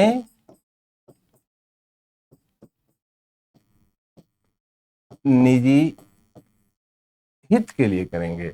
यानी हर एक व्यक्ति काम करेगा, वो किस लिए करेगा? अपने प्रॉफिट के लिए काम करेगा। एडम स्मिथ का यह कहना है कि सब लोग अपने ही प्रॉफिट को अधिक से अधिक करने की कोशिश करें और इकोनॉमी में अपना योगदान दें, तो सबका प्रॉफिट मिलकर पूरे देश को ही आगे लेके चला जाएगा। यानी हर आदमी अपने अपने लिए काम करे, अपने स्वार्थ के लिए काम करे, और इसी जो अपना स्वार्थ है इसी को वो कहते हैं अदृश्य। यानी ये स्वार्थ ही है जो अंदर अंदर सबको चलायमान रखता है और हर एक व्यक्ति को इस चीज पे उत्प्रेरित करता है, अभिप्रेरित करता है कि वो अधिक से अधिक उत्पादन करे। कोई व्यक्ति अगर किसी चीज का 50 यूनिट उत्पादन कर रहा है, उसको प्रॉफिट हो रहा है मान लीजिए 5000 का। अब व्यवस्था ऐसी है कि वो व्यक्ति हमेशा ये चाहेगा कि हम इस 50 यूनिट में 50 यूनिट और जोड़ दें, ताकि ये 5000 में 5000 और जुड़ जाए, हमारी इनकम बढ़ जाए। और यही जो मोटिव है, यही जो अभिप्रेरणा है, यही अर्थव्यवस्था को लगातार विकास के पथ पे बनाए रखती है। क्लियर हो रहा है इतनी बात? तो यही चीज समझाने की कोशिश एडम स्मिथ कर रहे थे। उनका जो सिस्टम था पूंजीवादी का, पूंजीवाद का जो सिस्टम है, बाजार व्यवस्था का जो सिस्टम है, वो इसी सिद्धांत पर आधारित है। और इसी सिद्धांत को अगर हम बेहतर ढंग से समझ गए तो आज की सारी प्रॉब्लम सॉल्व हो जाएंगी। ठीक है, आइए अब हमने एक चीज ये समझ ली कि उत्पादन कौन करेगा? निजी स्वार्थ, निजी हित के लिए। अब उत्पादन की प्रक्रिया में किसी चीज का हमको प्रोडक्शन करना है तो एक और चीज की जरूरत पड़ेगी, वो जरूरत पड़ेगी पूंजी की। कि पूंजी कौन इन्वेस्ट करेगा? अगर मान लीजिए हमको एक छोटी सी फैक्ट्री लगानी है तो उसमें 10 लाख 20 लाख या 50 लाख 5 करोड़ की जरूरत तो होगी। वो पैसा कौन लगाएगा? पैसा भी लगाएंगे यही लोग, व्यक्ति ही लगाएंगे। किस लिए लगाएंगे? अपने हित के लिए लगाएंगे। क्लियर इतनी बात? तो अपने हित के लिए लोग अपनी जो पूंजी है उसको इन्वेस्ट करेंगे और प्रोडक्शन काम को करेंगे। अब जब प्रोडक्शन हो गया, यहां से वस्तु उत्पादन हो गया,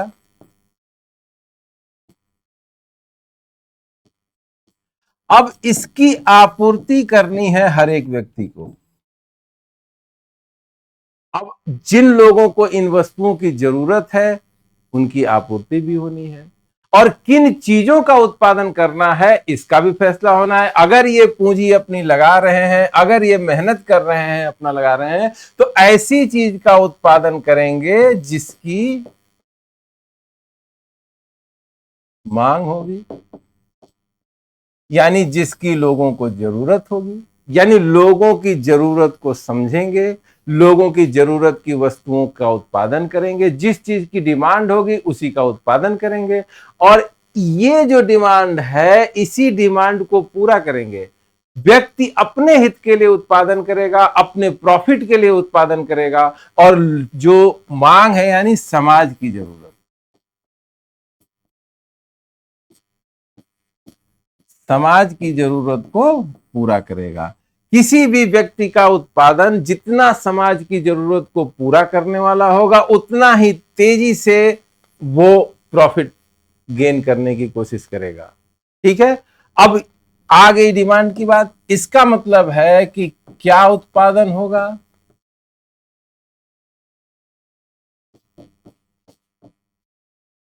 और कितना उत्पादन होगा।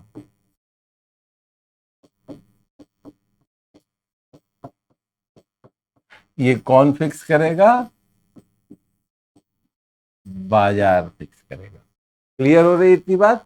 यानी कि व्यक्ति अपने स्वार्थ के लिए उत्पादन करेंगे, बाजार में जिन चीजों की मांग होगी उनका उत्पादन करेंगे। यानी क्या उत्पादन करेंगे, इसका उत्तर मिल गया। बाजार में जिसकी मांग होगी उसका उत्पादन करेंगे। कितना उत्पादन करेंगे? जितनी मांग होगी।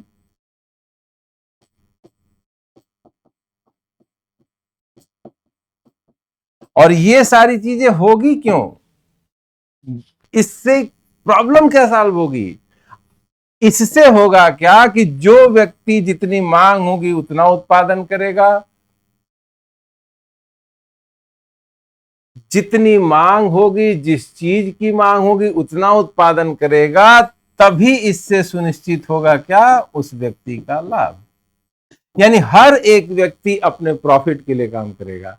स्वार्थ क्या होगा, जिसको एडम स्मिथ अदृश्य हाथ कहते हैं, वो हाथ यही है कि हर एक व्यक्ति अपने प्रॉफिट के लिए काम करेगा, और उसका प्रॉफिट सुनिश्चित तभी होगा जब वो उन्हीं चीजों का उत्पादन करे जिनकी डिमांड है, बाजार में मांग है। और कितना उत्पादन करे, जितनी मांग है उसी के प्रोपोर्शन में उत्पादन करे, तभी उसको लाभ होगा। अगर मांग किसी चीज की 50,000 यूनिट की है और ये व्यक्ति जो भी अपने प्रॉफिट के लिए काम कर रहा है वो 1,00,000 यूनिट की सप्लाई अगर मार्केट में करेगा तो उसको प्रॉफिट नहीं होगा, उसकी जो पूंजी है, जो उसका इन्वेस्टमेंट है, वो फंस जाएगा, और अल्टीमेटली सप्लाई ज्यादा होने के कारण उसको कम दामों पे पैसा दे बेचना पड़ेगा उसको, यानी इससे प्रॉफिट उसका कम हो जाएगा।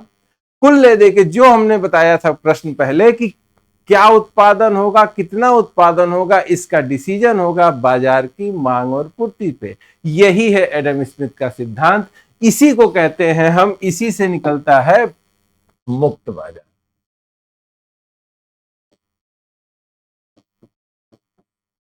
यानी कि नियामक कौन हो गया इसमें, नियामक हो गया मार्केट। मार्केट जितना अच्छा चलेगा, जितना जो है डिमांड जिस चीज की होगी, लोग उसी का प्रोडक्शन करेंगे और प्रोडक्शन करके अपना प्रॉफिट लेंगे। इसमें मोटिव क्या है, मोटिव है लाभ। ठीक है, जो व्यक्ति जितना मेहनत करेगा उसको उतना ही प्रॉफिट मिलेगा। जो व्यक्ति बाजार की मांग को जितना सही ढंग से समझेगा, उसकी मात्रा को जितना सही ढंग से समझेगा, उतना ही वो प्रॉफिट कमाएगा। और इस चीज में इन्वेस्ट क्या होगा, पूंजी इन्वेस्ट होगी, और ये अपने लाभ के लिए पूंजी इन्वेस्ट करके क्या करेंगे, ये उत्पादन करेंगे। प्रश्न मिल गया, उत्तर मिल गया, किसका उत्पादन होगा, कितना उत्पादन होगा, सारा सिस्टम आएगा इसी मुक्त बाजार की व्यवस्था में। स्मिथ इसी को कहते हैं प्राकृतिक स्वच्छंदता की प्रणाली। क्या बोलते हैं,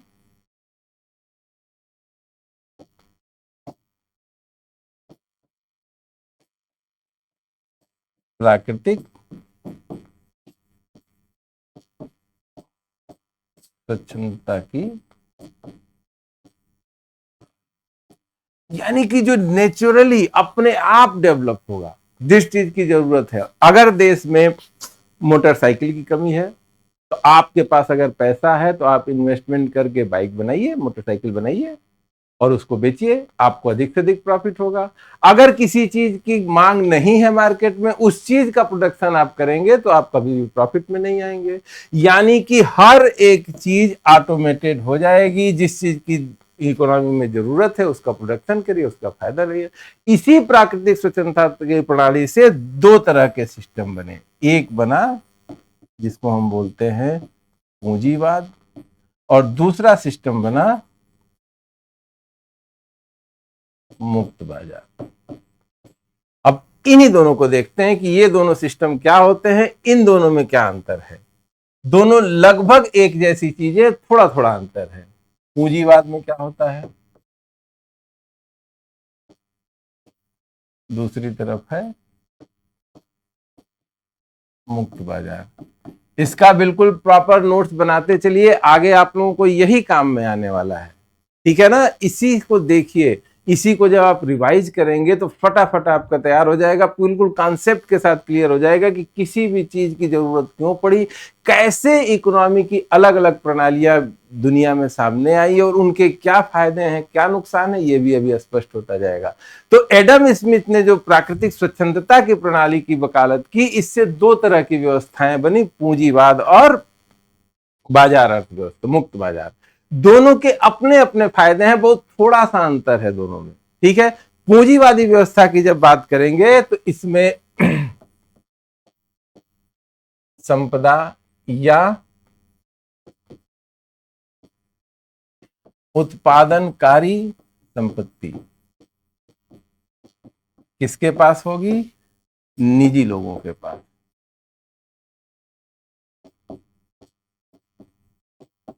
यानी मीन्स ऑफ प्रोडक्शन पे ओनरशिप किसकी होगी? प्राइवेट लोगों की होगी। उत्पादनकारी पर संपत्तियों पर ओनरशिप किसकी होगी? प्राइवेट लोगों की होगी। संपत्ति किसके पास होगी? प्राइवेट लोगों के पास होगी। इस व्यवस्था में सरकार उपस्थित होगी, परंतु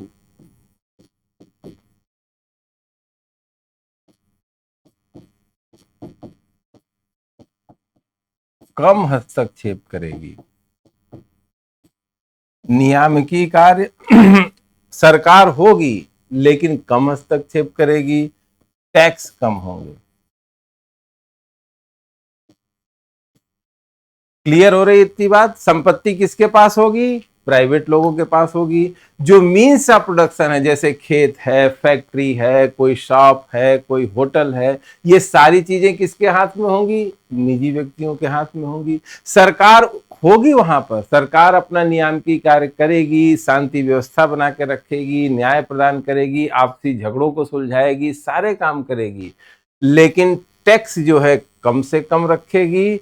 और अर्थव्यवस्था में क्या उत्पादन होगा, कितना उत्पादन होगा, कैसे डिस्ट्रीब्यूशन या वितरण होगा जो सामान है, इसमें उसका हस्तक्षेप कम से कम होगा। यानी बाजार ही पूरी तरह से जो है यहां पर अपना काम करेगी। इस व्यवस्था में जब पूंजीवादी व्यवस्था चरम पर पहुंचती है, अपने उफान पर आती है, जो हमने 5th स्टेज की बात की, तो इसका रुझान हो जाता है एकाधिकारी प्रवृत्तियों पर।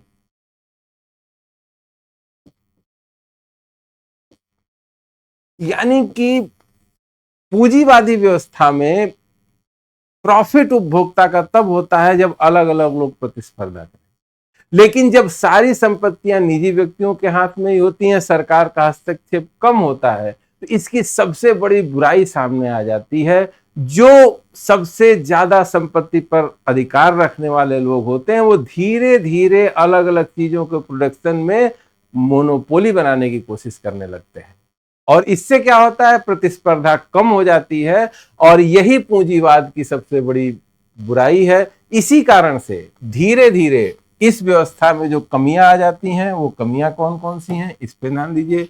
इसकी कमी सबसे बड़ी ये है, इसकी कमी है सबसे बड़ी असमानता। यानी समाज में कुछ लोग बहुत विकसित अवस्था में पहुंच जाते हैं, और कुछ लोग जो है बहुत ही बुरी कंडीशन में रहते हैं, उनके पास संपत्ति होती ही नहीं है।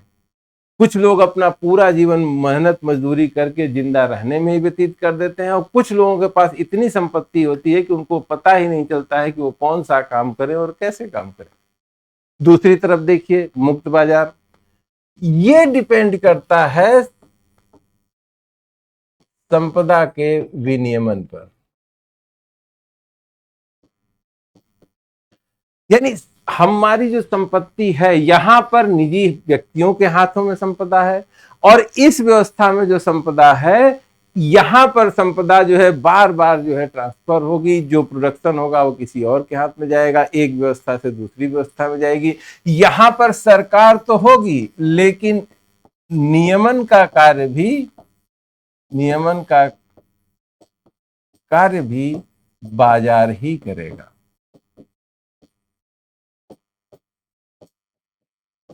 यानी कि सरकार का हस्तक्षेप और भी ज्यादा कम हो जाएगा। क्लियर हो रही थी बात? यही थोड़ा सा अंतर है दोनों के बीच में, यानी सरकार का हस्तक्षेप और कम।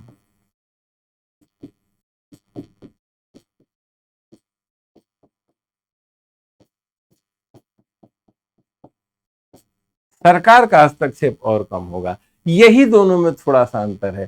पूंजी जो मुक्त बाजार की व्यवस्था है, वो आगे चलकर भी मोनोपोली को काफी हद तक दूर रखती है, लेकिन पूंजीवादी व्यवस्था इफेक्टिव रूप से, क्योंकि इस व्यवस्था में जो सबसे इंपॉर्टेंट चीज है संपदा, ये यानी जो वेल्थ है, इसके ऊपर कुछ चुनिंदा लोगों का कब्जा हो जाता है, और वो लोग जो है इस व्यवस्था को डिफेक्टिव करने की कोशिश करने लगते हैं। ठीक है। सबसे पहला पूंजीवादी, ये दोनों ही व्यवस्थाएं जो लागू की गई थी सबसे पहले 1777 के आसपास यूएसए में लागू की गई। यानी पहला पूंजीवादी देश, इस पूरे सिद्धांत के ऊपर काम करने वाला और चलने वाला देश था अमेरिका। और इस व्यवस्था ने 1929 की मंदी आने तक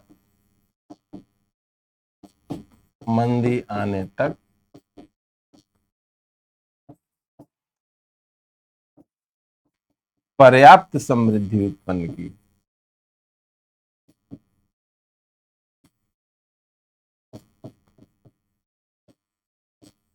आप सभी लोगों को पता है कि अगर हम 1777 के समय से देखना शुरू करें तो अमेरिका में शुरू हुआ, इसी के साथ साथ ये यूरोप में भी आया। यही वो समय है जब औद्योगिक क्रांति हो रही थी। तो इस पूंजीवादी व्यवस्था ने बाजार के ऊपर सारी चीजें छोड़ी, सरकार का हस्तक्षेप कम से कम रहा और 1929 की मंदी आने तक इसने पर्याप्त समृद्धि प्राप्त, जो चाहे दिन दूना रात चौगुना डेवलपमेंट हुआ। यूएसए और यूरोप का तो नारा ही था 1890 के दशक में, विकास और विकासवाद, केवल डेवलपमेंट करना है। आज प्रोडक्शन हम 50 चीजों का यूनिट का कर रहे हैं तो कल 500 यूनिट का करना है, 2 साल बाद 5000 यूनिट का करना है। यही पूरी दौड़ थी और पूंजीवाद ने 1929 तक पूरे ही विश्व में इस बात को दिखाया, इस बात को साबित किया कि जो ये व्यवस्था है वो अधिक से अधिक संपदा का और पूंजी का सृजन कर सकती है और प्रोडक्शन को अपरंपार बहुत ऊंचाई तक पहुंचा सकती है। लेकिन हमने अभी कहा कि जितने भी सोशल साइंसेज हैं उनके साथ प्रॉब्लम यही है कि वो फ्यूचर का प्रेडिक्शन बिल्कुल एग्जैक्ट नहीं कर सकती है। किसी को ये नहीं पता था कि 1929 में क्या होने वाला है। और 1919 की जो मंदी थी, इस मंदी ने इस व्यवस्था पर प्रश्न चिन्ह लगा दिया। इस मंदी ने इस बात को साबित कर दिया कि इस पूरे स्ट्रक्चर में जिस आधार पे, जिस सिद्धांत के आधार पे काम किया जा रहा है वो मानव सभ्यता के लिए बिल्कुल परफेक्ट नहीं है। यानी इसमें भी बहुत सारी क्या है, कमियां हैं। केवल बाजार के ऊपर ही सारी चीजें छोड़ देने से प्रॉब्लम सॉल्व नहीं होगी। दूसरी घटना यह थी कि 1917 में, जैसा कि आपको पता है, कि सोवियत संघ में दूसरा सिस्टम, गैर बाजार अर्थव्यवस्था आ चुकी थी, लागू हो चुकी थी। उसकी सफलताएं भी दुनिया में सबको दिख रही थी। वहां पर लोगों का जीवन स्तर कितना बेहतर हो रहा है ये भी सबको पता चल रहा था। इन सारी चीजों के कारण कुछ सुधार करने की इसमें जरूरत महसूस की गई। यहीं पर जो हमने आपको बताया था, कीन्स सामने आते हैं। इन्होंने इस बात को कहा कि पूंजीवादी व्यवस्था में, यानी बाजार अर्थव्यवस्था में, गैर बाजार अर्थव्यवस्था की कुछ चीजों को शामिल करना पड़ेगा। कितना भी वेल्थ क्रिएशन करें, बाजार को कितना भी छोड़ दें, लेकिन सरकार अहस्तक्षेप नीति पर एक सीमा से ज्यादा जोर नहीं दे सकती है। देश के जो गरीब लोग हैं, वंचित लोग हैं, उनका ख्याल रखना भी सरकार की जिम्मेदारी है और इसके लिए सरकार को सार्थक कदम उठाना ही होगा। और यहीं से जब पूंजीवादी व्यवस्था में, बाजार अर्थव्यवस्था में गैर बाजार अर्थव्यवस्था की चीजों को शामिल किया गया, उसकी अच्छी चीजों को लिया गया और वेलफेयर पे ध्यान दिया गया पब्लिक के, और ये कहा गया कि इकोनॉमी का तो लक्ष्य ही है पब्लिक वेलफेयर, संपदा का विज्ञान इसको पहले कहा जाता था, संपदा के विज्ञान से हटकर वेलफेयर का साइंस जो है इसको बनाया गया और पूंजीवादी व्यवस्था में गैर बाजार अर्थव्यवस्था की जो समानता की थ्योरी थी इसको जोड़ने की कोशिश की गई और यहीं से शुरुआत हुई मिश्रित अर्थव्यवस्था की। और फ्रांस पहला ऐसा देश था जिसने उस व्यवस्था को सबसे पहले घोषित रूप से अपनाया। ठीक है, अभी हम लोग ने पूंजीवाद को देखा, साथ में अब देखते हैं कि जो गैर बाजार अर्थव्यवस्था है उसकी क्या क्या खासियत है। अभी तक हम लोगों ने देखा कि जो कैपिटलिस्ट सिस्टम था, जो अमेरिका से शुरू हुआ यूरोप तक फैला, अपने 150 साल के इतिहास में इसने पर्याप्त समृद्धि प्राप्त की। हर तरह का डेवलपमेंट हुआ, इंडस्ट्रियलाइजेशन हुआ, औद्योगिक अर्थव्यवस्थाएं बनी। लेकिन इस व्यवस्था में भी कई सारी कमियां थी। कुछ समाज के हिस्से को बिल्कुल किनारे छोड़ दिया गया था और सरकार चूंकि लेसेस फेयर या हस्तक्षेप की नीति पे चल रही थी, इसलिए उनकी दशा खराब होती चली गई।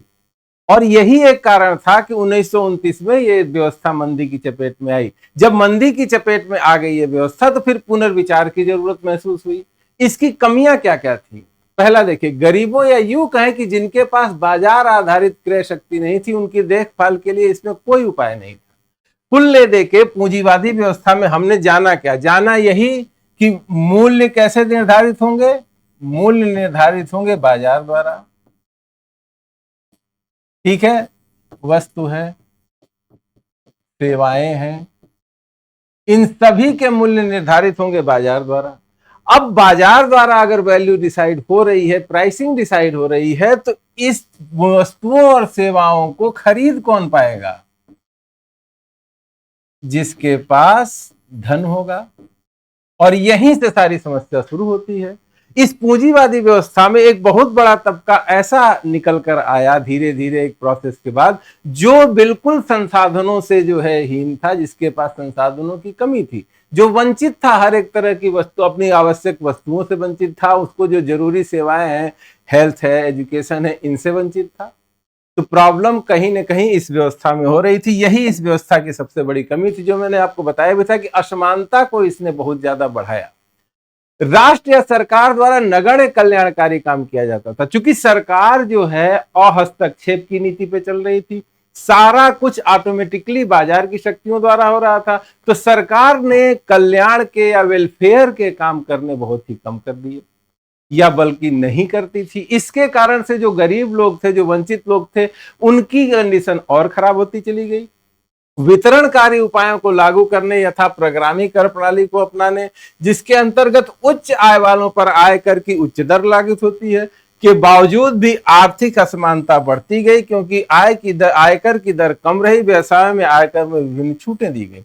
हर एक व्यवस्था में इनकम टैक्स लगाया गया, सरकार ने इनकम टैक्स वसूला, और इसमें इसका भी ध्यान रखा कि जिसकी इनकम ज्यादा है उससे ज्यादा टैक्स लिया जाए। लेकिन यह पर्याप्त नहीं था असमानता को कम करने के लिए, यानी समाज लगातार ही दो भागों में बढ़ता चला गया। क्लियर है ना? और क्या कमी है देखिए,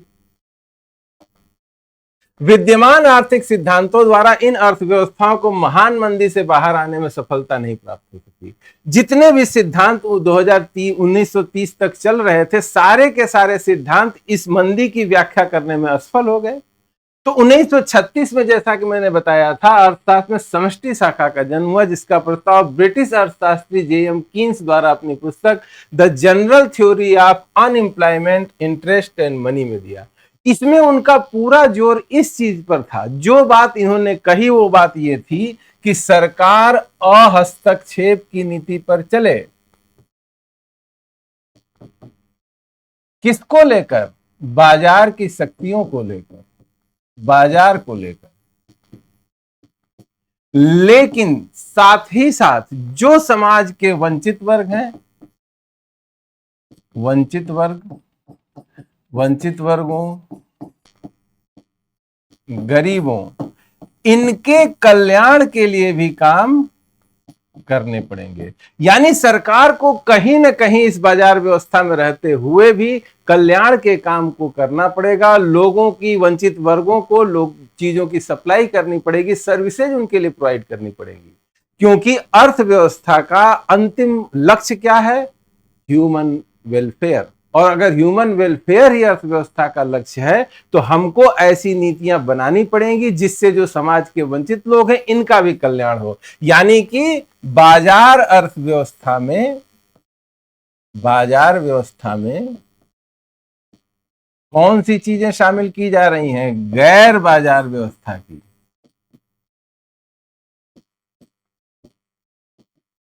गैर बाजार व्यवस्था की चीजों को जोड़ा जा रहा है। गैर बाजार व्यवस्था, जिसको साम्यवाद या समाजवाद दोनों ही कहा जाता है, इसमें आपने देखा कि उसमें सबसे ज्यादा जोर पब्लिक वेलफेयर पे और समानता या इक्वलिटी पे दिया गया था। उन्हीं चीजों को शामिल किया जा रहा है। यानी कि पूंजीवादी व्यवस्था में साम्यवादी या समाजवादी व्यवस्था के कुछ तत्वों को शामिल करने की कोशिश की गई। यहीं से मैंने आपको बताया था कि किसका जन्म हुआ? मिक्स्ड इकोनॉमिक सिस्टम का जन्म हुआ। ठीक है, आइए आगे चलते हैं। संक्षेप में, कीन्स ने इन अर्थव्यवस्थाओं की समस्या के समाधान के लिए उस समय की दूसरी औपचारिक आर्थिक प्रणाली यथा गैर बाजार व्यवस्था के कुछ चरित्रों को अपनाने की वकालत की। कीन्स ने सलाहों को अपनाने के बाद इन अर्थव्यवस्थाओं को महान मंदी से बाहर आने में सफलता मिली और इस प्रकार व्यवहारिक तौर पर मिश्रित अर्थव्यवस्था का जन्म हुआ।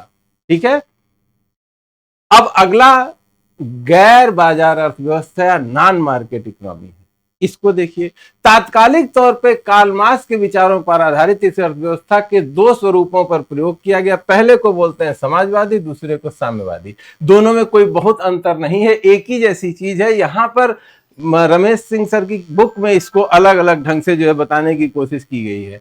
जहां इसके समाजवादी मॉडल पूर्व सोवियत संघ में देश के प्राकृतिक संसाधनों पर राष्ट्र या राष्ट्रीय सरकार का स्वामित्व था, वहीं साम्यवादी मॉडल जो चीन में अपनाया गया, इसके स्वामित्व के अंतर्गत श्रम भी आता था। कहने का मतलब है कि दो तरह की व्यवस्थाएं बनी। मुक्त जो गैर बाजार अर्थव्यवस्था है, इसको समझिए, गैर बाजार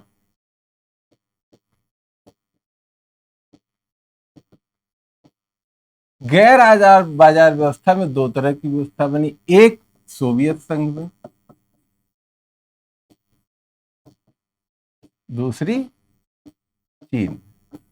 आप सभी लोगों को पता है कि 1917 में बोल्शेविक क्रांति हुई, वहां पर जो है मार्क्सवाद को जो है अपनाया गया। इस गैर बाजार अर्थव्यवस्था का जो आइडियोलॉजी है, किस पे आधारित है?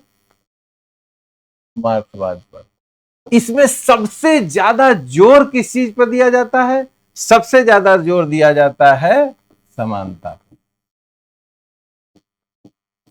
यानी कि भेदभाव कम से कम हो, बल्कि समाप्त हो जाने चाहिए। इंसान और इंसान के बीच किसी तरह का भेदभाव नहीं होना चाहिए। और इस चीज को प्राप्त करने के लिए जो उत्पादन के साधन हैं, इन पर कंट्रोल किसका होना चाहिए? सार्वजनिक स्वामित्व।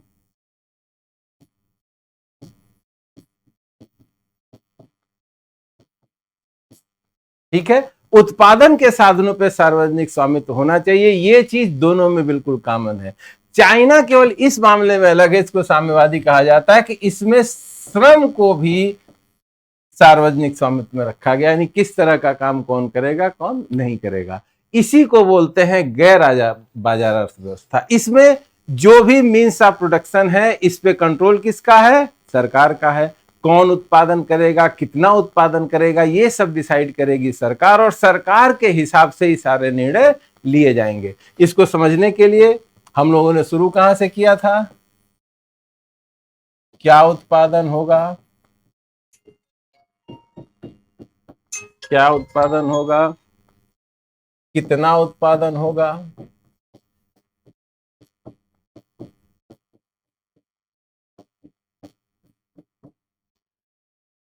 कैसे इसका वितरण होगा।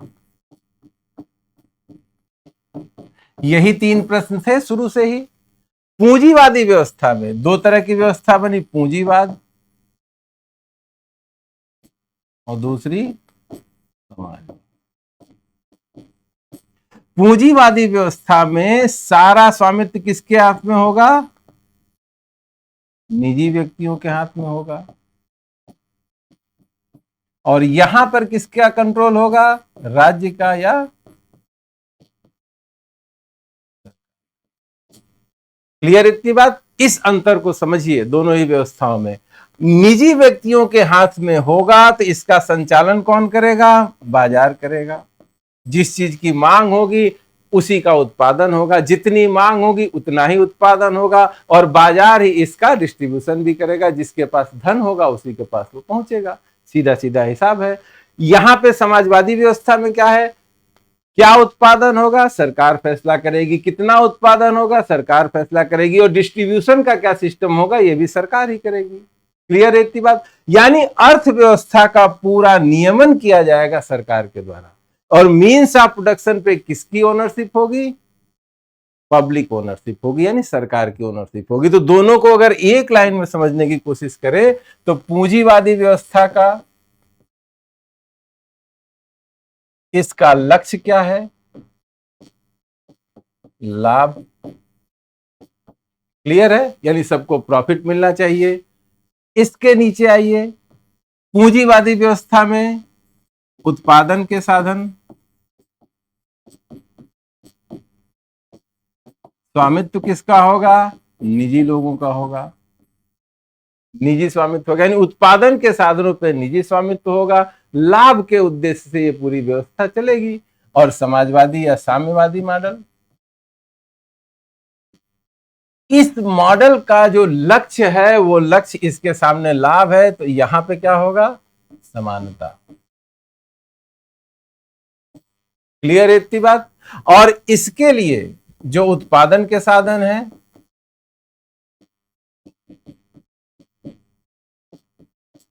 इनके ऊपर ओनरशिप किसकी होगी? सार्वजनिक या सरकार। ये पूरी दो व्यवस्था है, यानी समानता इसमें प्राइमरी फोकस पे है, प्रॉफिट इसमें प्राइमरी फोकस पे है। इसमें बाजार का ज्यादा रोल है। बाजार ये डिसाइड करेगा कि कितना प्रोडक्शन होगा, कैसे प्रोडक्शन होगा और उसका डिस्ट्रीब्यूशन कैसे होगा। यहां पर सारे डिसीजन कौन करेगी? सरकार करेगी। अब इन दोनों व्यवस्थाओं के अपने फायदे और नुकसान है। इसकी कमियों को हमने देख लिया कि ये एक असमानता पैदा करने वाली व्यवस्था थी। समाजवादी व्यवस्था की कमियां क्या थी? समाजवादी व्यवस्था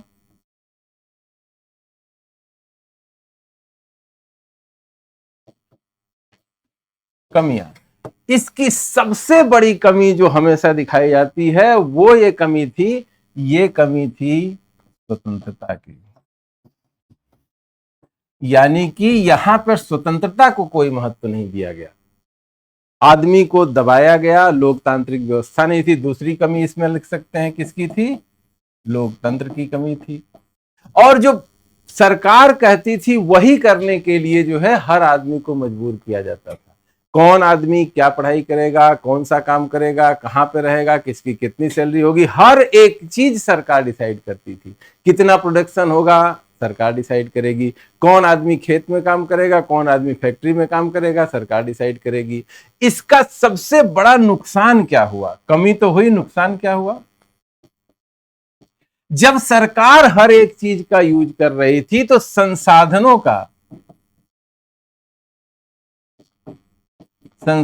का बेहतर प्रयोग नहीं हो पाया।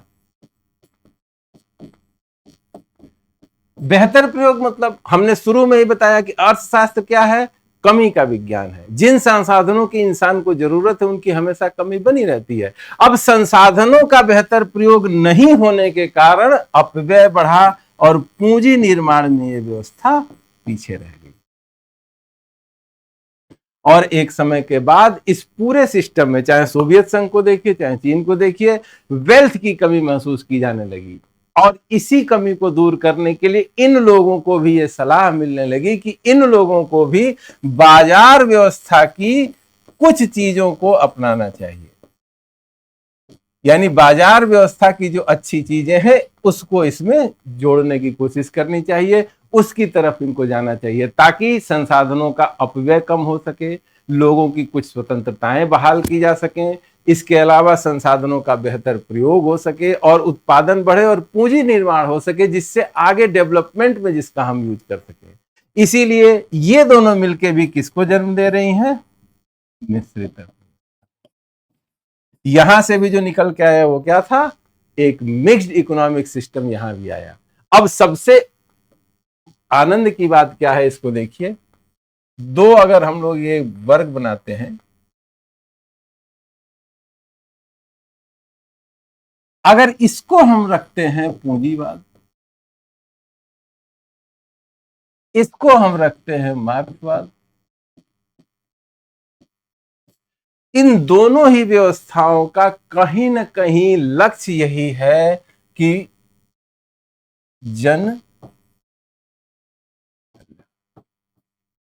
पूंजीवादी व्यवस्था में क्या एक सपना देखा गया था? यह सपना देखा गया कि हर एक व्यक्ति अपने लाभ के लिए काम करेगा, और हर व्यक्ति अगर अपने लाभ के लिए काम करेगा तो सारे व्यक्तियों का लाभ मिलकर पूरे देश का लाभ हो जाएगा। लेकिन इसमें प्रॉब्लम्स आई, जो विकास था वो हर एक ग्रुप का एक साथ नहीं हुआ। कुछ लोग इस व्यवस्था में बहुत आगे निकल गए, कुछ लोग बहुत पीछे निकल गए। तो इस व्यवस्था में भी कुछ समाजवादी चीजों को शामिल करके इसको बनाया गया कल्याणकारी राज्य।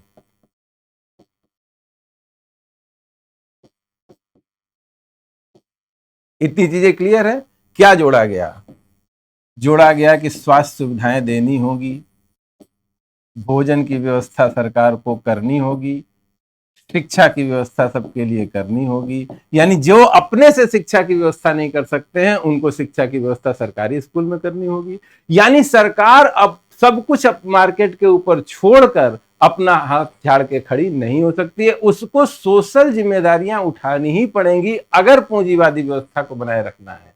और इससे लक्ष्य यही है, जन कल्याण। क्लियर? अब यहां पर क्या किया जा रहा था? यहां पर सबसे पहले समानता स्थापित की गई, लेकिन इस समानता स्थापित करने की धुन में छोड़ किसको दिया गया? मानव की सबसे बड़ी आवश्यकता स्वतंत्रता को छोड़ दिया गया। बाजार को बिल्कुल बंद कर दिया गया, बंद बाजार बना दिया गया। इसमें जब प्रॉब्लम आई तो लोगों ने सलाह दी और लोगों ने कहा कि इस पूंजीवादी व्यवस्था की कुछ चीजों को इसमें मिलाया जाना चाहिए। यानी हमको सीमित तौर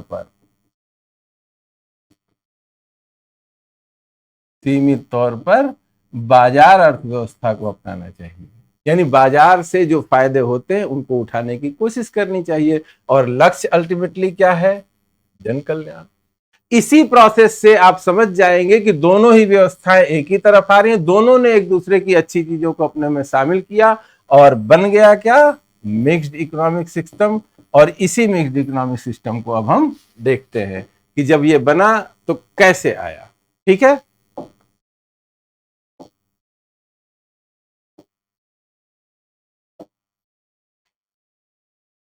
पोलैंड के दार्शनिक ऑस्कर लेंज ने इन अर्थव्यवस्थाओं को बाजार समाजवाद को अपनाने की सलाह दी। जैसा कि मैंने आपको बताया कि अगर जो है गैर बाजार अर्थव्यवस्था है उसको अपने अंदर सुधार लाना है तो उसको क्या लाना होगा? बाजार अर्थव्यवस्था की चीजें।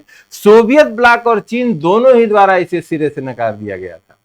70 के दशक के अंत में जब ये बात पहली बार उठी थी तो इसको बिल्कुल ही डिनाई कर दिया गया था कि ये कोई तरीका नहीं है।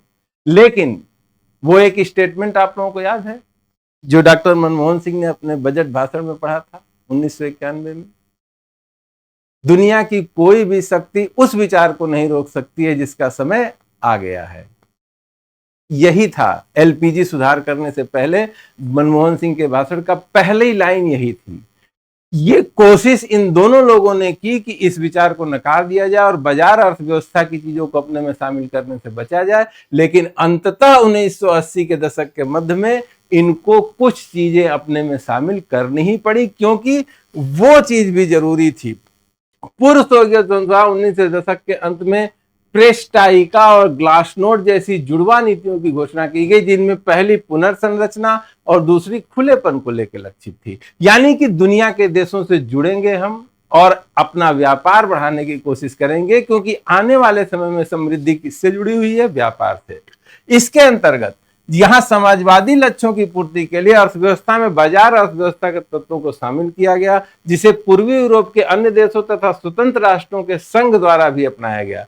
कुल मिलाकर यह समाजवादी अर्थव्यवस्थाओं द्वारा अपनाई गई मिश्रित अर्थव्यवस्था का मॉडल था। यानी कि पूंजीवादी देशों ने समाजवादी व्यवस्था की कुछ अच्छी चीजों को अपनाया, समाजवादी देशों ने पूंजीवादी व्यवस्था की कुछ अच्छी चीजों को अपनाया और नई एक व्यवस्था बनाने की कोशिश की गई।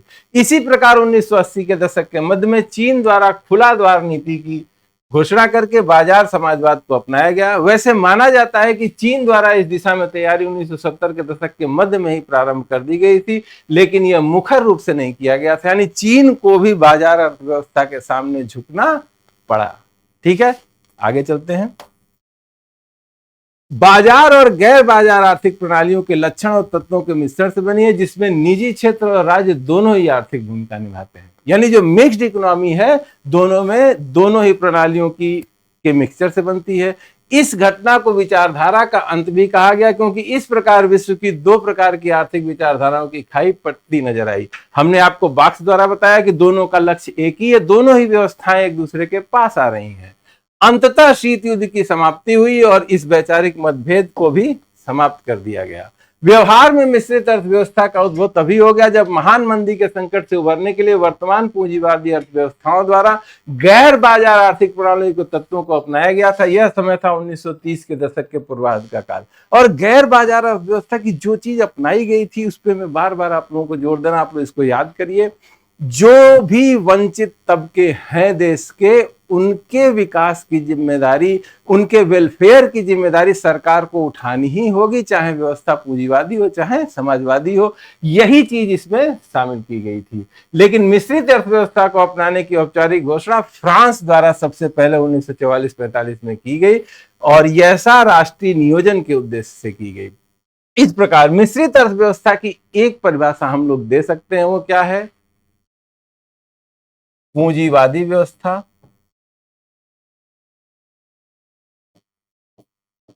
पूंजीवादी व्यवस्था में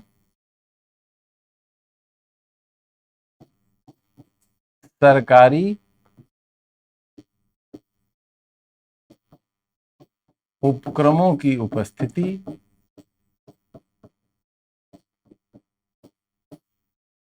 तथा विस्तृत आयोजन की व्यवस्था।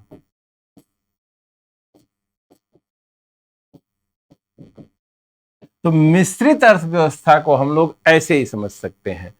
पूंजीवादी व्यवस्था में जितने भी मीन्स ऑफ प्रोडक्शन है उस पे केवल निजी क्षेत्र का अधिकार होता है, सरकार उसमें हस्तक्षेप नहीं करती है। जैसे ही हम मिक्स्ड इकोनॉमिक स्थिति में आते हैं, निजी क्षेत्र प्रोडक्शन कर रहा है, इससे सरकार को कोई दिक्कत नहीं है। लेकिन जहां जरूरत होती है वहां सरकार भी अपने उपक्रम लगाती है, पीएसयू लगाती है और वो उत्पादन प्रक्रिया में सीधे हस्तक्षेप करती है। अगला, विस्तृत आयोजन की व्यवस्था। जिस तरह से प्लान्ड इकोनॉमिक सिस्टम समाजवादी व्यवस्था में अपनाया जाता है, उसी तरह का प्लान्ड इकोनॉमिक सिस्टम जो है अपनाया जाता है मिश्रित अर्थव्यवस्था में। बस इन बेस क्या होता है? बेस होता है पूंजीवाद का ही। ठीक है, तो जब पूंजीवादी व्यवस्था में ये सब चीजें अपनाई जाती हैं तो मिक्स्ड इकोनॉमी बनती है। इसी के बिल्कुल विपरीत समाजवादी व्यवस्था में जब कुछ निजी उद्योगों को शामिल किया जाता है, कुछ निजी संपत्ति को मान्यता दी जाती है, वहां बाजार अर्थव्यवस्था को शामिल किया जाता है, तो उसका बेस तो समाजवाद का ही होता है। लेकिन चूंकि उसमें पूंजीवादी लक्षण आ जाते हैं, इसीलिए इसको मिक्स्ड इकोनॉमिक सिस्टम उसको भी कहा जाता है। क्लियर है इतनी बात? आगे चलते हैं। विश्व बैंक द्वारा बाजार अर्थव्यवस्था में राज्य हस्तक्षेप को उचित बताया गया, जो कि राज्य हस्तक्षेप के पक्षधर थे। लेकिन विश्व बैंक के अनुसार अर्थव्यवस्था में राज्य के हस्तक्षेप का समय और इसकी प्रकृति सार्वभौमिक नहीं है। यानी विश्व बैंक जैसी संस्था जो बिल्कुल ही इसी बात पे अड़ी हुई थी कि पूंजीवादी व्यवस्था में सरकार का हस्तक्षेप नहीं होना चाहिए। आने वाले समय में धीरे धीरे उसको यह समझ में आया कि जो बेसहारा लोग हैं, वंचित लोग हैं, उनको बाजार के भरोसे छोड़ा नहीं जा सकता है। उनके वेलफेयर के लिए सरकार को अर्थव्यवस्था में सार्थक हस्तक्षेप करना ही पड़ेगा। ठीक है, मिश्रित अर्थव्यवस्था की विशेषताओं को हम निम्न प्रकार समझ सकते हैं। पहले, राज्य सरकार और निजी क्षेत्र दोनों की ही आर्थिक भूमिका में शामिल होते हैं, यानी दोनों ही होते हैं। प्राइवेट लोग अगर उत्पादन के काम में लगे हैं तो जहां जरूरत होगी वहां सरकार भी इसमें लगी होगी। इसमें निजी क्षेत्र वैसी आर्थिक गतिविधियों में संलग्न होता है जिन्हें अदृश्य हाथ की प्रेरणा के अनुकूल वातावरण हो। अदृश्य हाथ आप समझ गए? अपने स्वार्थ के लिए लोग उत्पादन के कार्य में लगते हैं, अपने स्वार्थ के लिए, अपने लाभ को बढ़ाने के लिए लोग अपनी पूंजी का इन्वेस्टमेंट करते हैं। तो ये काम जो है मिश्रित अर्थव्यवस्था में भी होता है। क्योंकि मिश्रित अर्थव्यवस्था में भी निजी लोगों का काम करने की पूरी छूट होती है और जितने भी काम होते हैं वो बाजार की शक्तियों के द्वारा ही डिसाइड किए जाते हैं कि किसका उत्पादन कितना होगा। ठीक है, आगे देखिए। वितरण प्रणालियां। तीन प्रकार की आर्थिक प्रणालियों के साथ साथ वस्तुओं सेवाओं के वितरण की भी तीन प्रणालियों का उद्भव हुआ। जहां पूंजीवादी और बाजार अर्थव्यवस्था में वितरण बाजार के माध्यम से होता था, यानी जिसको जिसकी जरूरत है वो बाजार में जाए और अपने हिसाब से खरीद ले। वहीं राज अर्थव्यवस्था में यानी समाजवादी व्यवस्था में सरकार स्वयं ही वितरण का काम देखती थी। किसी मौद्रिक भुगतान के बिना और बाजार के किसी सहयोग के बिना वस्तुएं सेवाएं सरकार से सीधे आम जनता तक पहुंचा दी जाती थी। मिश्रित अर्थव्यवस्था की वितरण प्रणाली भी बाजार और गैर बाजार अर्थव्यवस्था की वितरण प्रणालियों के मिश्रण से बनी है। आम जनों तक कुछ वस्तुओं सेवाओं की आपूर्ति जहां बाजार द्वारा होती है, वहीं अन्य वस्तुओं सेवाओं की आपूर्ति सरकार द्वारा खुद की जाती है। मतलब क्या हुआ? पूंजीवादी व्यवस्था प्रणाली देखिए, पूंजीवादी व्यवस्था,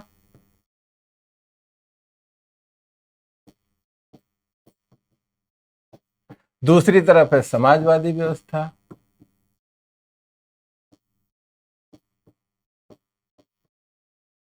और तीसरी है मिश्रित। इसमें वितरण कैसे होता है? पूंजीवादी व्यवस्था में वितरण होगा बाजार द्वारा, यानी व्यक्ति अपनी पसंद से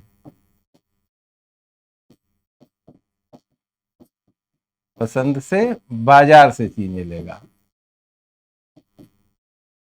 खरीदेगा, चाहे उसको वस्तुएं खरीदनी है, चाहे सेवाएं खरीदनी है, सब कुछ कहां से आएगा? बाजार से आएगा। समाजवादी व्यवस्था में सरकार देगी सब, यानी सरकार जिसकी जरूरत जिस चीज की है उसको प्रोवाइड कौन करेगी? सरकार करेगी। किस हिसाब से? व्यक्ति की जरूरत के हिसाब से।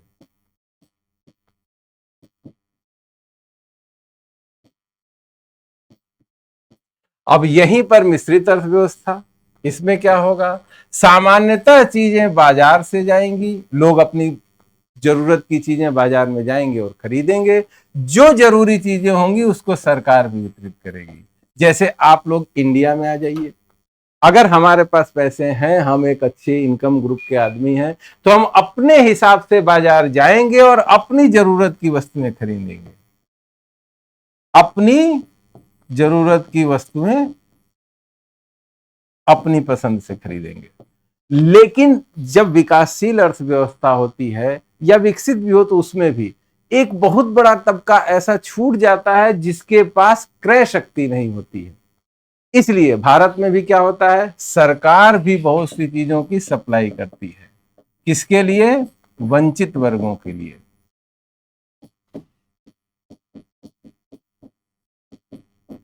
अभी आप लोगों ने देखा होगा, कोविड के बाद से फ्री में हर परिवार को 25 किलो राशन दिया जा रहा है। वो 25 किलो राशन उसको मिल रहा है जो बाजार से नहीं खरीद सकता है, सबको नहीं मिल रहा है। हमने फूड सिक्योरिटी एक्ट बनाया 2013 में, हमारी संसद ने पास किया। वो एक्ट ये कहता है कि 75% ग्रामीण और 50% जो है शहरी जनसंख्या को रियायती दरों पर फूड ग्रेन पाने का अधिकार होगा। अब इसी अधिकार को रियायती दर की जगह कोरोना की जो क्राइसिस आई थी उसके बाद सरकार ने फ्री में देना शुरू कर दिया है। यानी वितरण के काम में बाजार तो काम कर ही रहा है, सरकार भी कर रही है। यानी मिश्रित अर्थव्यवस्था में जो डिस्ट्रीब्यूशन होता है उसमें भी सरकार का हस्तक्षेप होता है। जिस तरह से उत्पादन के काम में मिश्रित है, निजी और सरकारी दोनों काम कर रहे हैं, उसी तरह से डिस्ट्रीब्यूशन भी सरकार और निजी क्षेत्र और बाजार मिलकर करते हैं। ठीक है, अगला। वैसे तो विश्व में मिश्रित अर्थव्यवस्था के पक्ष में आम सहमति हो रही, लेकिन भविष्य में अभी बहुत कुछ होना शेष है। कौन सी व्यवस्था ठीक से काम करेगी, कौन सी व्यवस्था ठीक से काम नहीं करेगी, ये अब फ्यूचर में देखा जाएगा। अभी फिलहाल कंडीशन यह है कि हर एक पूंजीवादी देश अपने पॉलिसीज में समाजवादी मूल्यों को शामिल कर रहा है। हर एक समाजवादी देश अब बाजार के जो मूल्य हैं उनको भी अपने में शामिल कर रहा है। और जो मिक्स्ड इकोनॉमिक सिस्टम जिन देशों में है, जैसे भारत में पहले से ही मिक्स्ड इकोनॉमिक सिस्टम है, वो तो उस रास्ते पे चल ही रहा है। मात्रा में फर्क हो जाता है, कभी हमारा जोर समाजवाद की तरफ ज्यादा हो जाता है, कभी जो है आजकल के समय में बाजारवाद की तरफ ज्यादा जोर हो जाता है, निजीकरण पे ज्यादा जोर दे दिया जाता है। ठीक है, अब इसी चीज को लेके अलग अलग जो है सहमतियां बनी है, और अलग अलग जो देशों के ग्रुप है, अर्थशास्त्रियों के ग्रुप है, वो अपनी अपनी चीजों की चाहती हैं कि लोग इसी रास्ते पर चले। इसमें सबसे पहला है वाशिंगटन सहमति, यानी अर्थव्यवस्थाओं को कैसे काम करना चाहिए, इसको लेकर एक समझ बनाई गई, वाशिंगटन सहमति। इसमें क्या है इसको देखते हैं। इसे अमेरिकी अर्थशास्त्री जॉन विलियम्स द्वारा वाशिंगटन सहमति नाम दिया गया। इसके अंतर्गत प्रस्तावित 10 आर्थिक सुधार निम्नलिखित थे। यानी ये ऐसे सुधार थे जो बताया गया कि अगर आपको संकट में फंसने से बचना है और अपना अधिक से अधिक डेवलपमेंट करना है तो ये 10 चीजें आपको अंदर लानी पड़ेंगी। इसमें पहली है वित्तीय अनुशासन, यानी अपव्यय न करना, संसाधनों का इष्टतम प्रयोग करना, मैक्सिमाइज करना उसको। सार्वजनिक खर्च की प्राथमिकताओं को ऐसे क्षेत्रों की ओर पुनर्निर्देशित करना जिससे उच्च लाभ एवं आय के वितरण की संभावना हो, जैसे प्राथमिक स्वास्थ्य, प्राथमिक शिक्षा, आधारभूत संरचना। यानी जो भी सरकारी खर्च हो वो उन चीजों पर किया जाए जिससे फ्यूचर में और अच्छा काम करने की सुविधा मिले। ठीक है। तीसरी चीज, कर सुधार, यानी कि हमको टैक्सेशन रिफॉर्म लगातार करने चाहिए, समय के हिसाब से उसका एडजस्टमेंट होना चाहिए। बाजार दर उदारीकरण, यानी कि ब्याज दर उदारीकरण, यानी कि हमारे यहाँ ब्याज दरें एक सीमा में होनी चाहिए, न तो वो बहुत ज्यादा होनी चाहिए न तो बहुत ही कम होनी चाहिए। प्रतिस्पर्धापूर्ण विनिमय दर, यानी कि खरीद बिक्री की जो व्यवस्था है या एक्सचेंज रेट जो है वो बाजार की शक्तियों द्वारा निर्धारित होना चाहिए। व्यापार उदारीकरण, प्रत्यक्ष विदेशी निवेश के अंतर प्रवाह का उदारीकरण, निजीकरण, विनियमन, प्रवेश और विकास को दूर करना, संपत्ति अधिकारों की सुरक्षा। कुल ले दे के वाशिंगटन सहमति जो है वो जोर देती है एलपीजी रिफॉर्म पर। क्या होना चाहिए? उदारीकरण होना चाहिए, निजीकरण होना चाहिए और वैश्वीकरण होना चाहिए। और ये स्वाभाविक है, नाम से भी आप लोग इस बात को समझ गए होंगे कि वाशिंगटन सहमति का सीधा सीधा मतलब है अमेरिका की जो पॉलिसी है, जो कोर पूंजीवासी देश है, उसकी मान्यताओं पर चलना। यानी उदारीकरण का मतलब है नियम कानूनों में ढील।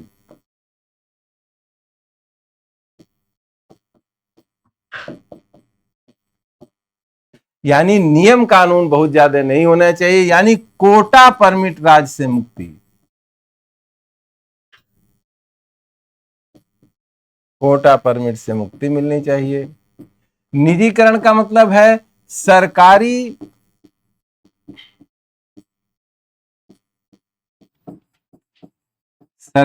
कंपनियों का एक तरफ विनिवेश और दूसरी चीज क्या होनी चाहिए, जो सरकारी कंपनियां सरकार के प्रभुत्व में रहें उनको अधिक स्वायत्तता।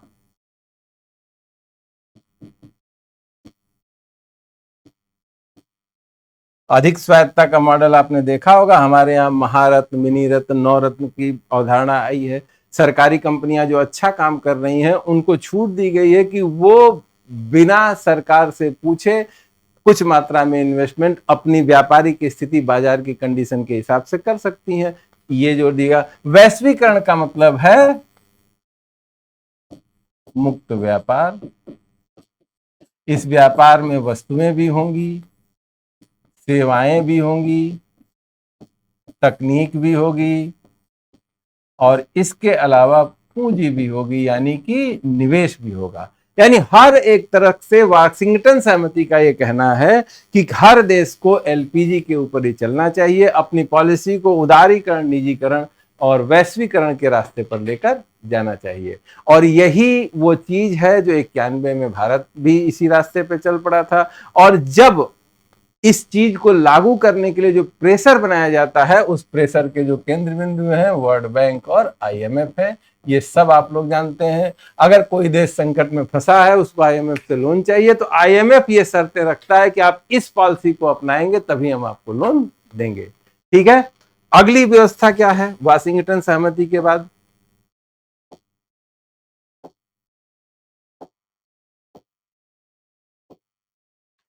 अगली है बीजिंग सहमति। ये तो पूंजीवादी व्यवस्था के ऊपर डिपेंडेंट था वाशिंगटन सहमति, कि किस तरह से पूंजीवादी व्यवस्था को अपने देश में अपनाकर हम अधिक से अधिक डेवलपमेंट कर सकते हैं, अपने देश को विकास के पथ पर ले जा सकते हैं।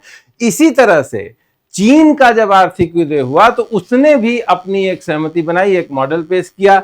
चीन के आर्थिक उदय को आज किसी परिचय की आवश्यकता नहीं है। इस आर्थिक उत्थान के पीछे क्या किसी सोचे समझे मॉडल का मर रहा है, यह विषय विश्व में बहस का मुद्दा रहा है। इस सिलसिले में अंततः 2004 में जोशुआ कूपर रेमो द्वारा बीजिंग सहमति का प्रस्ताव रखा गया, जिसे चीनी 18 आर्थिक विकास मॉडल भी कहा जाता है। क्या बोलते हैं इसको? चीनी 18 विकास मॉडल, यानी चाइना 18 डेवलपमेंट मॉडल। ठीक है, ये मॉडल क्या कहता है, इस पे भी नजर डालिए। इस सहमति के अंतर्गत उन आर्थिक नीतियों को शामिल किया जाता है जिनका अनुसरण डेंग जियाओपिंग द्वारा वर्ष 1976 में विकासशील अर्थव्यवस्थाओं के लिए वाशिंगटन सहमति के विकल्प के रूप में देखा जाता है। अर्थात यह प्रति वाशिंगटन मॉडल है, यानी पूंजीवाद की व्यवस्थाओं ने, अमेरिका ने जो मॉडल रखा वाशिंगटन मॉडल, उसके प्रतिक्रिया में ये बीजिंग सहमति आई। ये 3 स्तंभों पर आधारित है: अनवरत प्रयोग और अन्वेषण। यानी हमको अगर अपने आप को विकास के पथ पे रखना है तो लगातार ही प्रयोग करने हैं और नई नई खोज पे अपने आप को डिपेंडेंट रखना है। हमेशा ही रिसर्च और डेवलपमेंट पर ज्यादा जोर देना है। शांतिपूर्ण वितरणकारी आर्थिक वृद्धि के साथ साथ क्रमिक सुधार, यानी कि सब कुछ जो भी उत्पादन होगा उसका डिस्ट्रीब्यूशन बेहतर ढंग से होना चाहिए।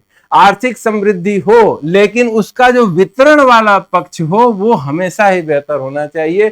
आर्थिक समृद्धि का लाभ केवल कुछ लोगों तक सीमित नहीं रहना चाहिए और ये सारी चीजें शांतिपूर्ण ढंग से अर्थव्यवस्था के अंदर होनी चाहिए। अगला, स्वभाग्य निर्णय के साथ ही चुनिंदा विदेशी निर्णयों को, विचारों को अपनाना, यानी कि जैसी जरूरत हो उस हिसाब से हमको विदेशियों से संबंध भी बनाना होगा और वहां पर जो अच्छे विचार उत्पन्न हो रहे हैं उनको भी अपने साथ शामिल करना होगा। तो ये है हमारी बीजिंग सहमति। इसके बाद एक और सहमति की बात आती है, इसको भी देख लेते हैं। वो सहमति है सेंटियागो सहमति। देखो, एक चीज हमेशा समझो, ये बार बार चीजें क्यों हमारे सामने आ रही है, ये भी सोचने वाली बात है, जिसके लिए पहला संकेत हमने आपको क्लास की शुरुआत में ही दे दिया था। जितने भी सोशल साइंसेज हैं ये हमेशा ये कोशिश करते हैं कि अपने आप को साइंस के रूप में चेंज करने की कोशिश करें, लेकिन ये पॉसिबल नहीं हो पाता है। क्यों? क्योंकि ह्यूमन बिहेवियर का अध्ययन करना होता है सोशल साइंसेज में। इसमें उस तरह की यूनिवर्सल फार्मूले नहीं बनाए जा सकते हैं जो एक ही मॉडल उठाकर कहीं भी ले जाएंगे। अगर वो कोई चीज अमेरिका में सक्सेसफुल हुई तो कोई जरूरी नहीं है कि वही मॉडल इंडिया में भी सक्सेसफुल हो जाएगा। समझ रहे हैं बात को ना? जैसे हमने आपको उदाहरण बताया था कि F = ma। अगर फोर्स का ये फार्मूला है, मास है ये और एक्सीलरेशन है, तो चाहे अमेरिका में करिए, चाहे यूरोप में करिए, चाहे इंडिया में करिए, चाहे चाइना में करिए, ये फार्मूला सेम रहेगा और समय और स्थान से इसके ऊपर कोई फर्क नहीं पड़ेगा। लेकिन जैसे ही हम सोशल साइंसेज में जाते हैं, कोई एक ही सिद्धांत हर जगह लागू नहीं होता है, हर जगह की परिस्थिति के हिसाब से उसमें चेंज करना पड़ता है। तो बीजिंग सहमति, वाशिंगटन सहमति के बाद एक और सहमति के बारे में चर्चा की जाती है जिसको बोलते हैं सेंटियागो कंसेंसस। इसमें देखिए क्या है, इसे भी वाशिंगटन सहमति के एक विकल्प के रूप में देखा जाता है। इसका प्रस्ताव विश्व बैंक समूह के तत्कालीन अध्यक्ष जेम्स वोल्फेंसोन द्वारा सेंटियागो शहर में रखा गया। विकासशील अर्थव्यवस्थाओं के लिए सुझाए गए इस प्रस्ताव का मूल उद्देश्य समावेशन है, जो सामाजिक और आर्थिक दोनों ही स्वरूपों में सुनिश्चित हो। इस विकास मॉडल को साकार रूप देने के लिए विश्व बैंक द्वारा आर्थिक सहायता देने के साथ साथ सूचना तकनीकी के अपार शक्ति के उपयोग पर बल दिया गया है। यानी ये जो मॉडल सेंटियागो सहमति है वो इस बात पे जोर देता है कि जो डेवलपमेंट हो वो समावेशी विकास। समावेशी विकास को एक लाइन में समझ सकते हैं, सबका साथ, सबका। समावेशी समृद्धि का मतलब है कि एक ऐसी व्यवस्था बनाना जिसमें विकास की प्रक्रिया में समाज के सभी लोग शामिल हों, सभी लोग अपना योगदान कर सकें और सभी लोग विकास से प्राप्त जो लाभ है उसके हिस्सेदार बन सकें। तो समावेशी विकास का मतलब क्या हुआ? विकास की प्रक्रिया में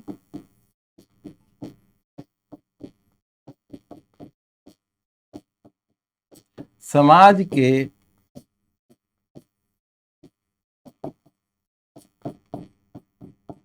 सभी लोगों का शामिल होना तथा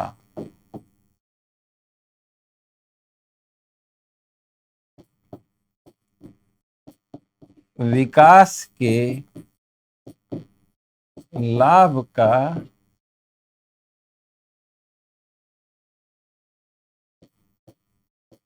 न्यायपूर्ण वितरण होना, यानी कि समाज के विकास की, देश के विकास की प्रक्रिया में हर एक वर्ग, उसकी स्थिति, उसके स्टेटस, वो अमीर है, गरीब है, इस धर्म का है, इस जाति का, इस भेदभाव से ऊपर उठकर, इससे परे उठकर हर एक व्यक्ति को उस प्रक्रिया में शामिल होने का अवसर मिलना चाहिए। दूसरी चीज, जो वितरण है वो लाभ का वितरण न्यायपूर्ण होना चाहिए, यानी जो सेंटियागो सहमति बनाने वाले लोग हैं उनका स्पष्ट रूप से मानना है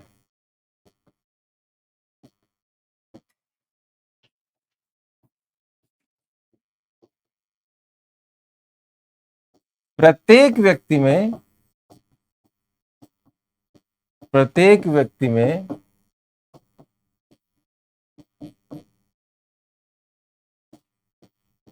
अपना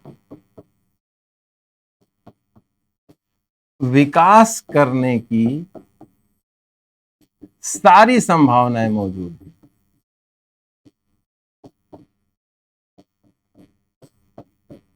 संभावनाएं होती है, हर एक व्यक्ति जो आया है उसके पास इतनी क्षमता होती है कि वो अपना जीवन बेहतर कर सके। कुछ लोग अपना जीवन बेहतर कर पाते हैं, कुछ लोग नहीं कर पाते हैं। ये कमी किसकी होती है? अवसर की। यानी कि इंक्लूसिव ग्रोथ में अवसर की समानता सुनिश्चित कर देनी है हर एक व्यक्ति के लिए, और जैसे ही हम अवसर की समानता हर एक व्यक्ति के लिए सुनिश्चित कर देंगे, ऐसा कोई कारण नहीं है कि हम उस विकास के पथ पर चल पड़े जो समाज के सभी लोगों को एक साथ लेके चले और क्वालिटी ऑफ लाइफ हर एक व्यक्ति की पहले से बेहतर हो। तो डेवलपमेंट उसी को माना जाना चाहिए, हमको वही विकास का पथ अपनाना चाहिए जिसमें हर एक व्यक्ति का योगदान हो, हर एक व्यक्ति अपना योगदान करे और विकास के लाभ हर एक व्यक्ति तक एक बराबर न्यायपूर्ण ढंग से पहुंचे। तो ये था हमारी इकोनॉमी की जो पहली पुस्तक है सर की, उसका पहला चैप्टर रमेश सिंह सर का। और अगली क्लास में हम लोग सेकेंड चैप्टर शुरू करेंगे जो राष्ट्रीय आय के कॉन्सेप्ट को क्लियर कराएगा। तो आप लोग अगली क्लास भी जरूर ज्वाइन करिए और इस क्लास को रेगुलर रूप से देखिए, अपना नोट्स साथ ही साथ बनाइए एक एक करके। आप लोगों की यूपीएससी की तैयारी में फिर कोई कमी नहीं रह जाएगी। और इस चैनल पे हर एक सब्जेक्ट आपको सिस्टमेटिक ढंग से पढ़ाया जाएगा। तो हमारे चैनल से जुड़े रहिए। तब तक के लिए थैंक यू।